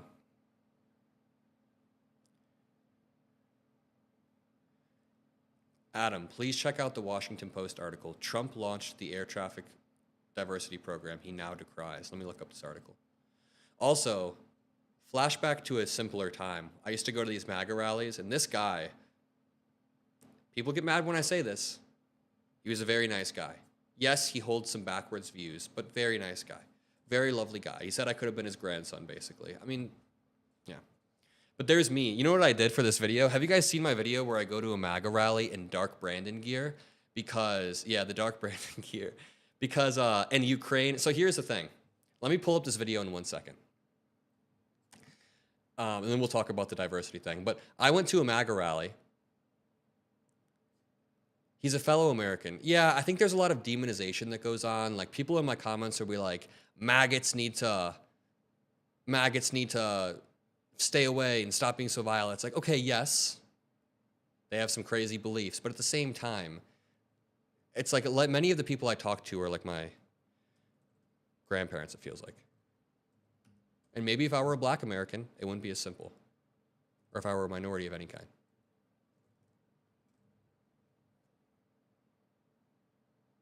Join the Discord? Hell yeah. Watch this really quickly. Okay. Really quickly. I wore Biden merch to a Trump rally. This is one of my older videos. And it's really funny because the goal was, so we had been to like 30 Trump rallies. And every time we go to one of these rallies, they wear the craziest merch. They'll like wrap themselves in the American flag and like Trump diapers and like Trump shoes. And they'll have like a Trump mask on. It's like the craziest stuff. So we're like, hey, why don't we go to a Trump rally with crazy Biden merch? Like, what if I were a radical Ukraine supporter, which I am. I'm a huge supporter of Ukraine. What if I were a radical Biden fan? And watch. Right away, the first person we meet is wearing a Trump, basically like jersey, but wait. No. You know, you need to put over here in a black mark, and this is a pedophile face. Does Joe Biden have 20 different sexual assault allegations towards him? Donald Trump does. No, I don't. Bruh, she takes off her jersey. It's a photoshopped collage of Trump's face. Let me play this again. You're famous. You know, these people. Holy shit. He has no spirituality. Wait, what does that say? Trump's rumps? These people. Holy shit. He has What does that say on her jeans? Trump rumps. no spirituality. I've never seen that before. See, the reason I wore this is because I knew that you guys wear stuff like this. Yeah. So literally exactly why. And it ended up being crazier than we could possibly imagine. Actual cult behavior, yeah. This lady was from Hungary, I believe. Oh, this was a while ago. Okay. Someone linked this in my subreddit. Let's check this out. Trump launched the air controller diversity program that he now decries. At the news conference yesterday, Trump read a list of disabilities he calls disqualifying, but his administration started hiring in 2019. Oof, this is why we do the live streams, because this is some info that could slip by very easily. Adam, you always have your fingers on the pulse. Thank you for keeping the watch, or for keeping me watch. Thank you so much, Tamara. It means more than you know, genuinely. Does Trump know that he, Vance, and the First Lady are DEI hires? We could say Pete Hegseth as a DUI hire. President Trump said, all qualify for a position of controller airplanes pouring into our country, pouring into a little spot, and a little dot on the map. In the aftermath of the deadly collision, Trump began blaming, in the news conference, a big push to put diversity that he said weakened the Federal Aviation Administration. Listen. He attacked former Presidents Barack Obama and Joe Biden for what he called a big push to put diversity that he said weakened the federal aviation. But the facts. At the news conference, Trump said Obama weakened standards. This is false.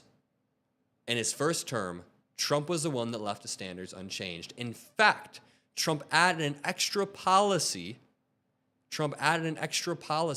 on April 11th of 2019. Quote, FAA provides aviation careers to people with disabilities. Who was president on April 11th of 2019? Clearly Trump. Let me open back up the Mockler subreddit because we were actually cooking in there for a bit. You guys are making some good posts.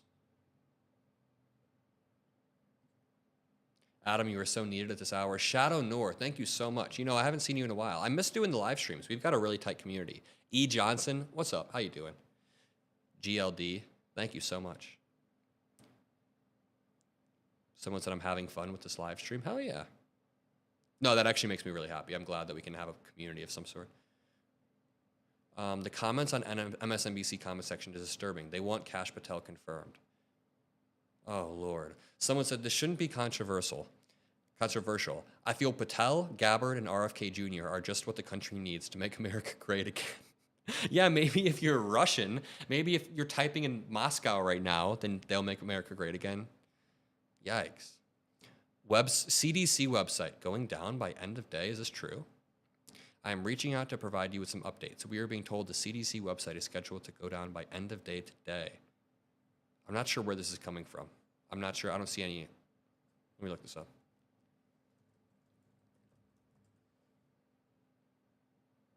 Trump administration purges websites across federal health agencies. Okay. Wow, this is actually true.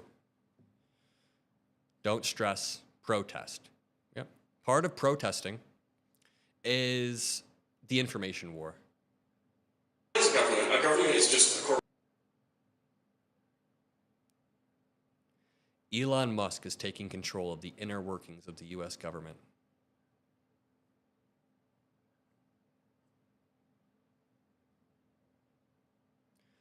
"2020, attack on BLM. 2022, attacks on CRT. 2024, attacks on woke. 2025, attacks on DEI. Black. They mean black," says Nina Turner. I mean, yeah, when you call the mayor of Baltimore a DEI mayor, then that's a dog whistle. Absolutely, you might as well say the N-word at that point. Jesus Christ, because these people are always one step away. Responders. Picture. Actually, I'm not sure if my photographer can show you. You can see closer. There are a lot of charred cars. I actually just checked some of my messages, and I had someone asking me, hey, my car's in this area. Do you know when I'll be able to get to it? And the honest truth is, we don't know. Shadow Nora, you are the best, homie. Thank you so much. If that is going to happen, and it possibly could be one of these cars that we see that are burnt to a crisp. But you can see here that there are multiple cars. Yeah, how was an elected mayor a DEI pick? Wait, let's check this out really quickly. Here, managing editor at the Bulwark. It's 5:45 Eastern on a Friday, coming to the end of breaking news: federal websites go dark. The work week of the second week of the Trump administration. I say work week because apparently we have tariffs coming in place tomorrow, so things are going to get chaotic. I just want to talk briefly about how this week has been and how it's ending. It's been chaotic, obviously, but it's ending on a particularly sort of ominous note, at least for people who are in and around the government and depend on the government. This afternoon, throughout the afternoon, I have been hearing from a lot of sources who are in the scientific community that were really, frankly, really worried about what they thought was going to be a purging of information from government websites. Basically, rumor was rampant that the Trump administration was going to take down tons of information from the CDC website, that's the Center for Disease Control and Prevention, and potentially from the NIH website, the National Institutes of Health, for reasons that were not particularly clear, although it was surmised that they wanted to take down a lot of stuff to do a sufficient scrub of any references to DEI, which has been a real focus for the administration, so much so that they apparently may want to take websites down for it. Anyways, people have been kind of waiting on trying to figure out what the hell is going on. There was other reports from Jennifer Jacobs, who's now at CBS, that the Trump officials were going to put a pause on what she says was most federal government websites. She said they are expected to go dark at 5 p.m. Obviously, that's not yet the case. We'll see and keep monitoring it. But look, I think it gets to kind of this larger. Really quickly, what he's about to lead into is what Fred Wellman posted earlier. This is wild. Listen to this. This is wild. By the way, thank you, Melanie Hassan Bueller. Hi, Adam. I watch every video every day. You keep me informed, and I really appreciate what you do. Melanie, you're the best. Thank you. That means more than you know to me. Genuinely, that means a lot to me. Yeah, I mean, I started making like silly YouTube videos. Well, honestly, I started making YouTube videos over a decade ago about me just playing video games, and now it feels like we're kind of on the front lines of this stuff. You guys included. We're on the front lines of the information war. So Fred Wellman posted this. The Alt National Park Service, and listen, because this one's important, just think about what this means. Elon Musk has been caught installing hard drives inside the Office of Personnel Management, the Treasury Department, and the General Services Administration. His staff encountered resistance when demanding the Treasury officials grant access to systems managing the flow of more than $6 trillion annually to programs like Social Security and Medicare. Tensions escalated when Musk's aides were discovered at OPM accessing systems, including a vast database known as the Enterprise Human Resources Integration, which contains sensitive information such as dates of birth, social security numbers, performance appraisals, home addresses, pay grades, and length of service for government employees. In response to employees speaking out, Musk's aides locked civil servants. And you know, someone earlier said this was a Blue Anon stream, but we can literally find this article on Reuters. Musk aides lock government workers out of the computer systems. It's literally in Reuters.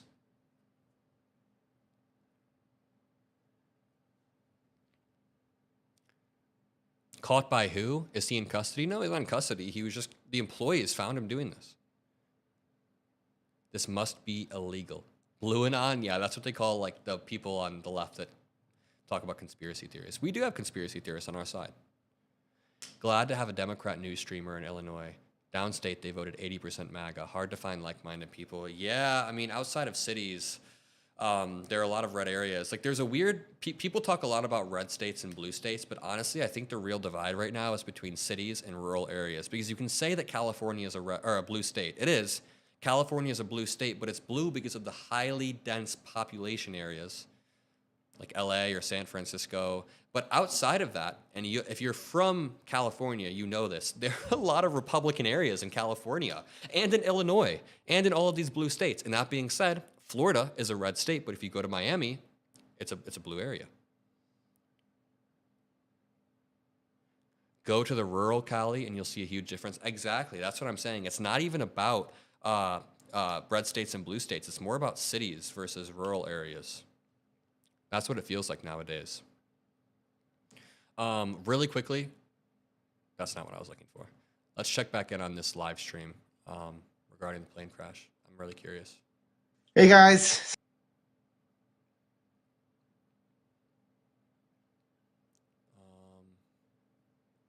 Where did this live stream go? The medical crew and the pilots who were on board, according to the statement, and they should have more information than we should because they're the ones who are impacted first line with those who are now, they're saying, lost from this crash. And so we know that the notifications are being made to the proper people who were impacted by this crash, which would include the 6 people who were on board this Learjet 55. Shriner's children then confirming that there has been and have been fatalities according to their information tonight, and that the patient that was being treated was a young child, a girl from Mexico. And so this just coming into Action News. Tragedy becoming more and more real throughout the night as we continue to follow this heartbreak in the city of Philadelphia. We switch now to Action News' Christy Aletto, who's live for us in our satellite center, who's been gathering sound from our officials and also keeping an eye on some of the jaw-dropping and heartbreaking video. How does this happen 2 times in 1 week? Pretty upsetting. Melissa Morgan, thank you so much. Felt, seen, and heard, and then suddenly we were inundated with videos and pictures of not just the aftermath of the crash, but also the moment of impact. Do we have anyone from Philadelphia or Pennsylvania in general in chat? Any PA people? 2 times in 3 days. Yeah, it's like 2 times in 48 hours. The plane was sort of doing a nosedive. It took off and 40 seconds later it crashed. Whoa, look at this explosion from a dash cam, it looks like. And at some point... Whoa, wait, let me back up. And PA here. I'm from Philly. We'll stay safe. Kemba. Sorry, my eyes are really bad tonight. Another crash, yes. Stay safe. Stephanie. That's my mom's name, but with an F. Mocha Barbie doll. Stay safe. Twin Dragon 3. Pamela. Sarah. Paulie D. John is from Pittsburgh. Shannon Anderson. Whiskerless Walrus. I like that name. It was an air ambulance. Yeah. Yo, look at this video though, really quickly. Like, look at this dash cam video. Oh, I can't go back. The mayor even said this evening that there were homes that were impacted. There were fire. It was on fire as it plummeted. Amber Gallegos, thank you so much. I appreciate that. Christie's in PA. George Dalzell. Some other video, Lau, possibly here we can see outside of a Dunkin' Donuts, debris scattered all over the sidewalk, all over the parking lot. Again, in the distance, a large fireball, black smoke billowing, and then all of the litter and debris just scattered across this sidewalk, people trying to figure out what has happened. And likely that could be, presumably some of that could be parts from the aircraft or parts just from other things that might have been hit during that crash. Again, people just trying to make sense of what happened. And then more vantage point. Make sure that you guys are subscribed. So like below this, I'm sure most of you are, but if you click subscribe, after you do that, you'll want to click on notifications. Click on it one more time. And if you turn on the notifications, you can get alerted when I do a breaking news report. You can get alerted when I go live. If you would have had that on, if you have it on, you could have been one of the first people to live stream, or here at the live stream. Fenrir, California is a blue state, but it has the largest Republican constituency in the country. There's like 22 million. Trump hurting Cali is hurting his own base. Come in 2026, most R's in Cali will be voted out. Yeah, that's what I'm saying. It's really a divide between cities and rural areas rather than red states and blue states. Let's not fall apart. 6 individuals that were on that chopper. We still don't know how many individuals on the ground may or may not have been impacted by this, but certainly this is just heartbreaking that it is hitting so close. Stephanie Person, 3-hour drive. Asa, thank you so much. There for one another as we try to make sense of what is happening in our very own neighborhood. Sharian Gray. Christy Aletto with that report. Christy, thank you. This continues to develop throughout the night. Again, if you're just joining us, this track. Thank you, George, for joining Mockler Mafia. The Discord is Mockler Mafia. There's also a membership model on my channel where sometimes I do private videos under Mockler Mafia. Heartbreaking situation there.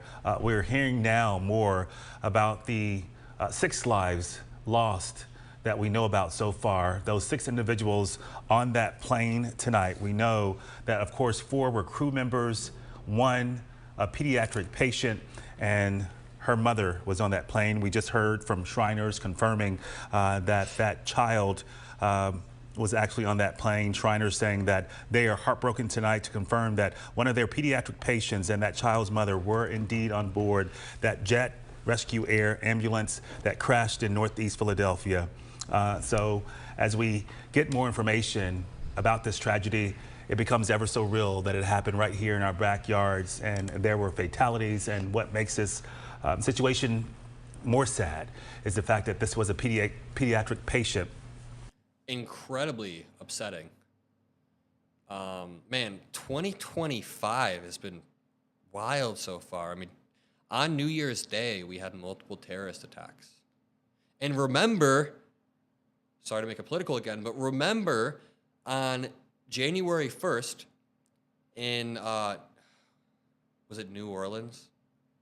In New Orleans, when that terrorist attack happened where somebody drove a truck through a crowd, which is just awful.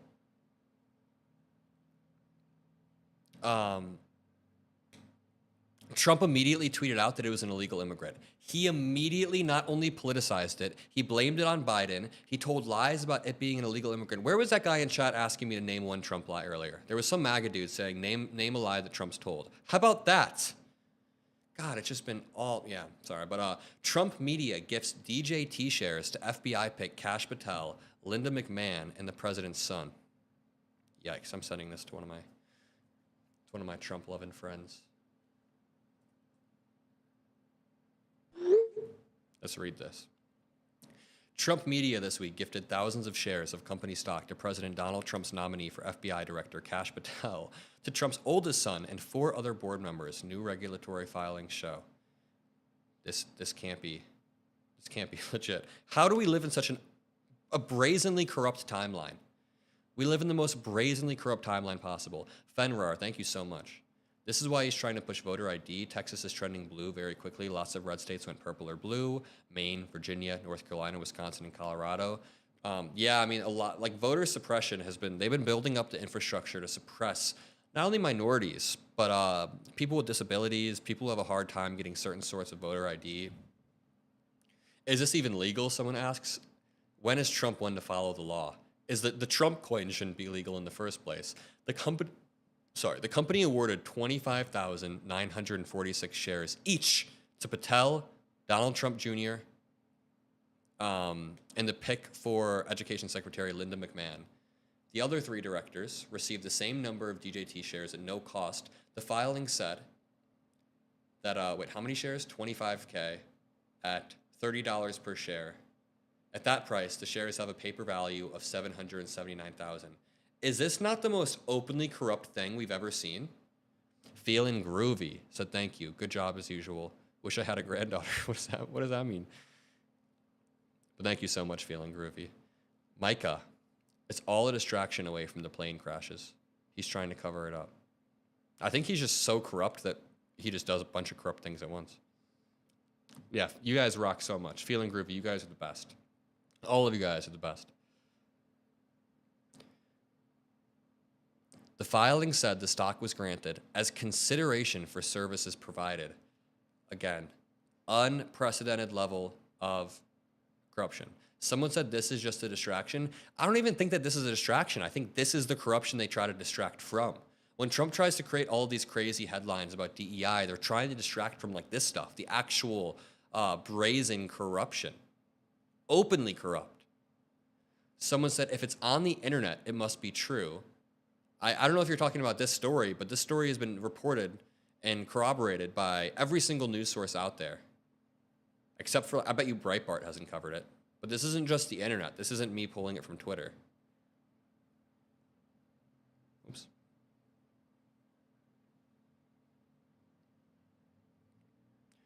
Yeah, this isn't the distraction. These are the results they're trying to distract from. The government is open for business. George Dalzell, what's up, homie? It's soothing to have a live to watch with everyone. Yeah, honestly, I keep saying this, but I do think I've undervalued in my head the live streams. I said I would go live. Like I didn't realize how nice it would be to have a community. I forgot how nice it was to have a live stream community is what I'm trying to say. I undervalued the live streams in my head, and I thought I'll do one soon. But man, having a live community to chat with, it's really nice. Dozens and dozens. Lock in.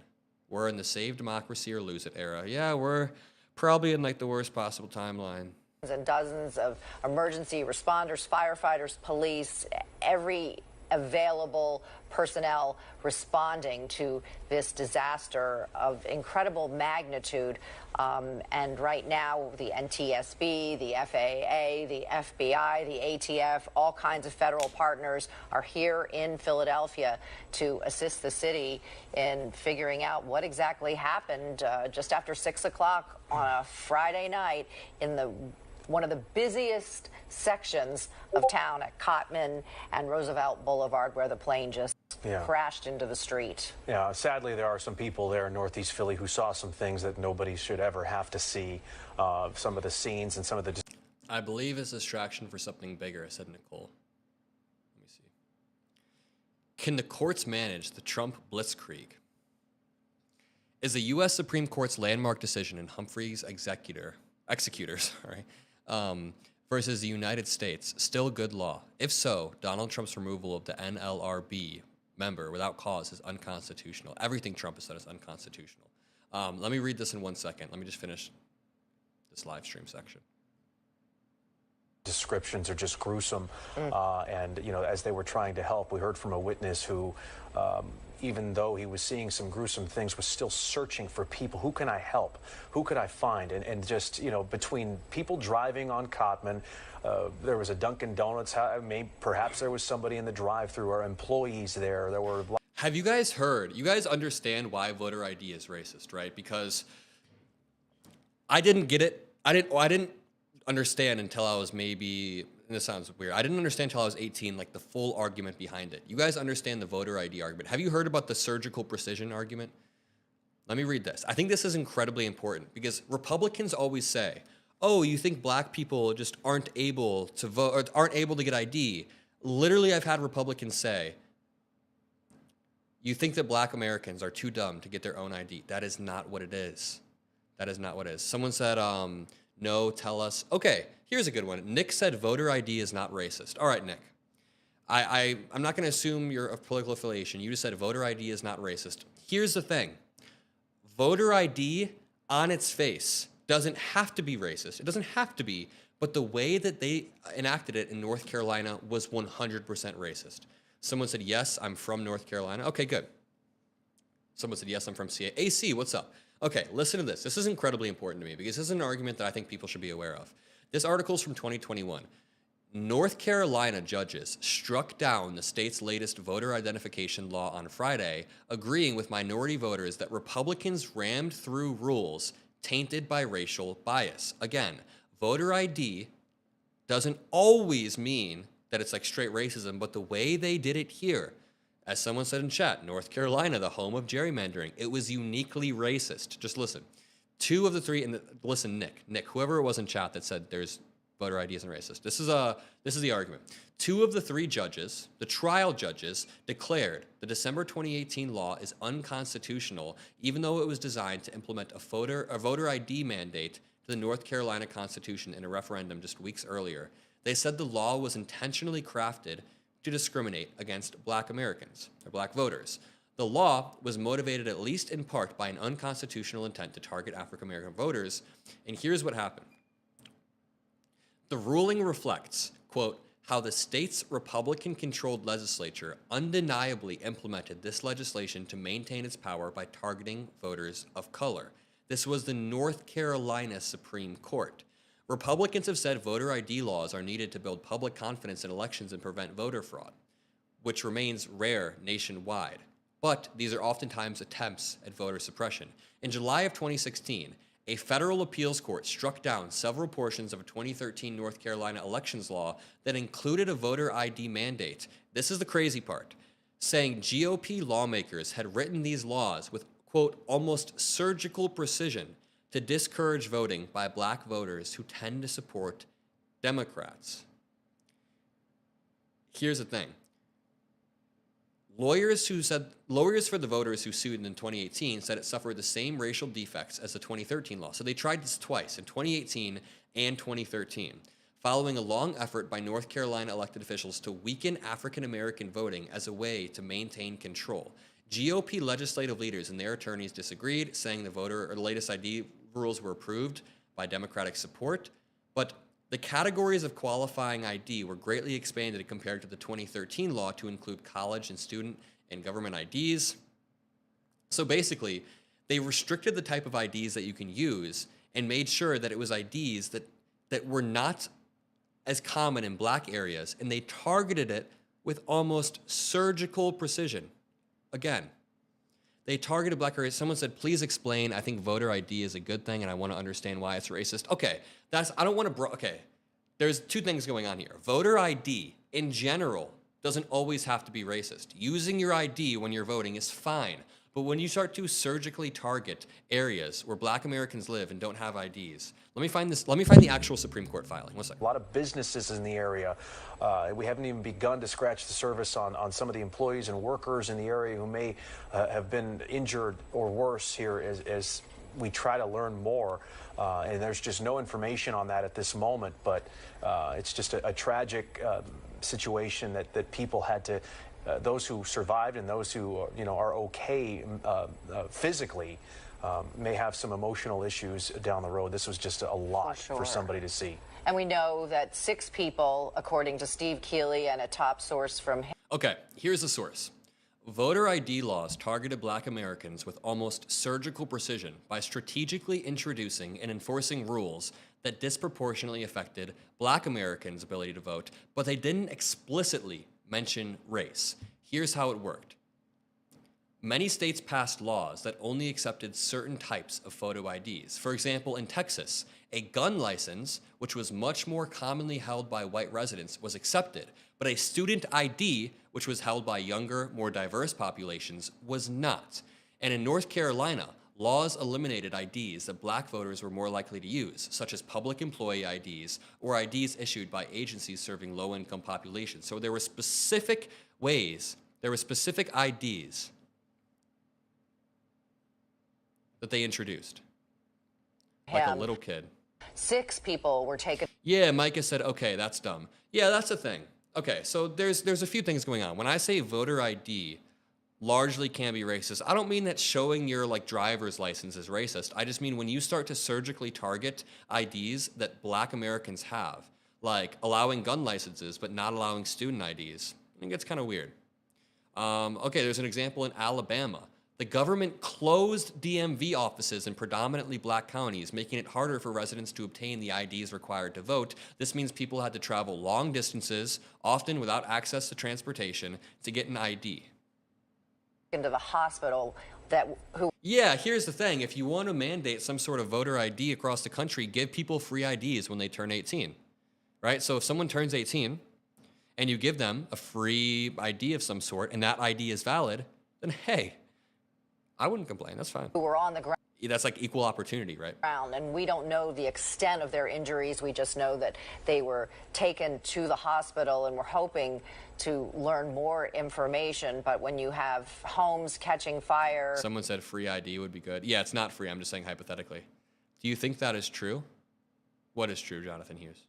Sorry, I didn't see their first message. The voter ID thing? Yeah, I think the voter ID, that states were surgically targeting black communities, absolutely. Let me ask you guys, do you like research streams like that? Like the past 5 minutes, we've done some research on a talking point. What if we did streams where we debate, we research talking points, we do all of these things to make ourselves more educated? Not that we have a lack of education, just that sometimes we need to be well equipped when Republicans use these crazy talking points. You guys ever been debating a Republican?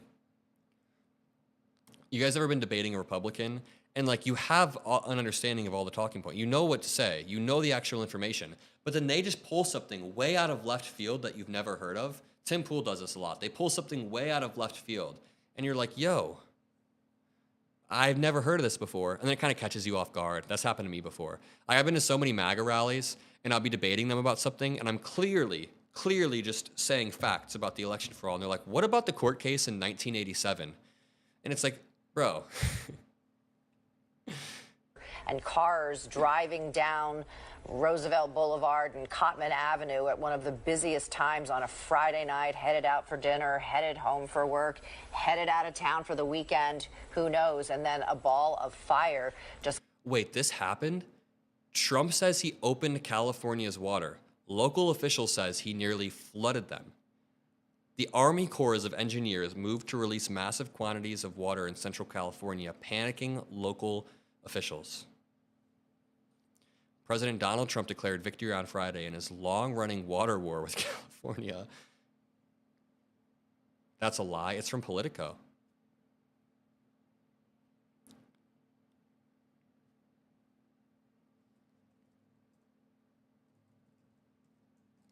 Sorry.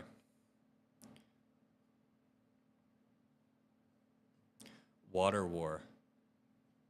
Reminds me of that Universal Studios ride, Water World. What movie is that from again? Is it just from Water World? Is that a movie? Today, 1.6 billion gallons.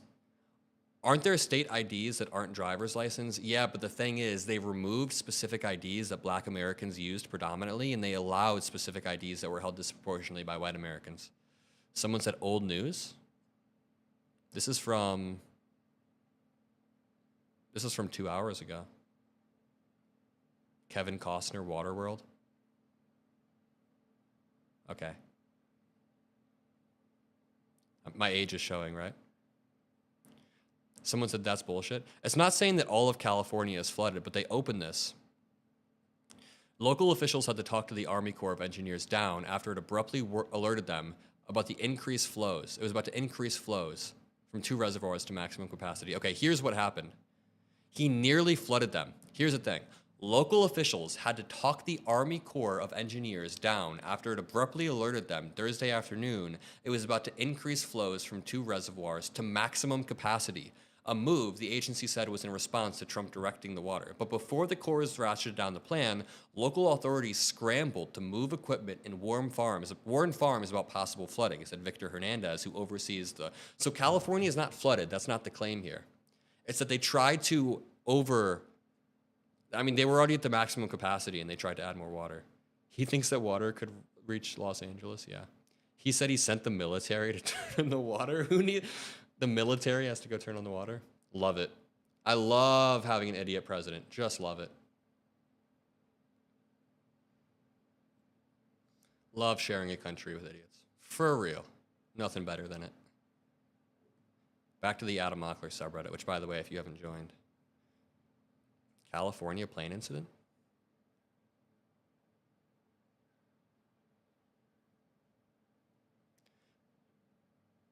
Oh, this was earlier this month. This was on January 2nd. There's also an effect where once you start to see something, it starts to become more and more apparent. So like, I forgot what's the cognitive effect when you start to, it's not like confirmation bias. I don't think it's that. There's another effect. So for example, when there were drones in, was it New Jersey? Why can't I remember? There were drones in the skies. Now, one person made a post about drones, so then people start to see more and more drones, and they start, yeah, frequency bias. Thank you so much. You guys are so smart. Thank you, Gooby. Thank you, Gooby and Wibber.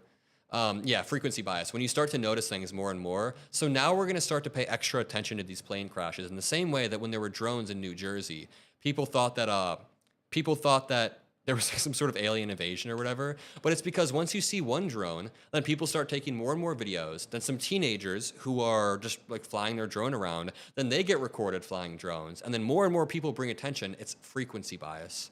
So we may start seeing that with plane crash. Like, not that, I think this is an example of frequency bias. It seems like there was an error with a door being ajar on a plane.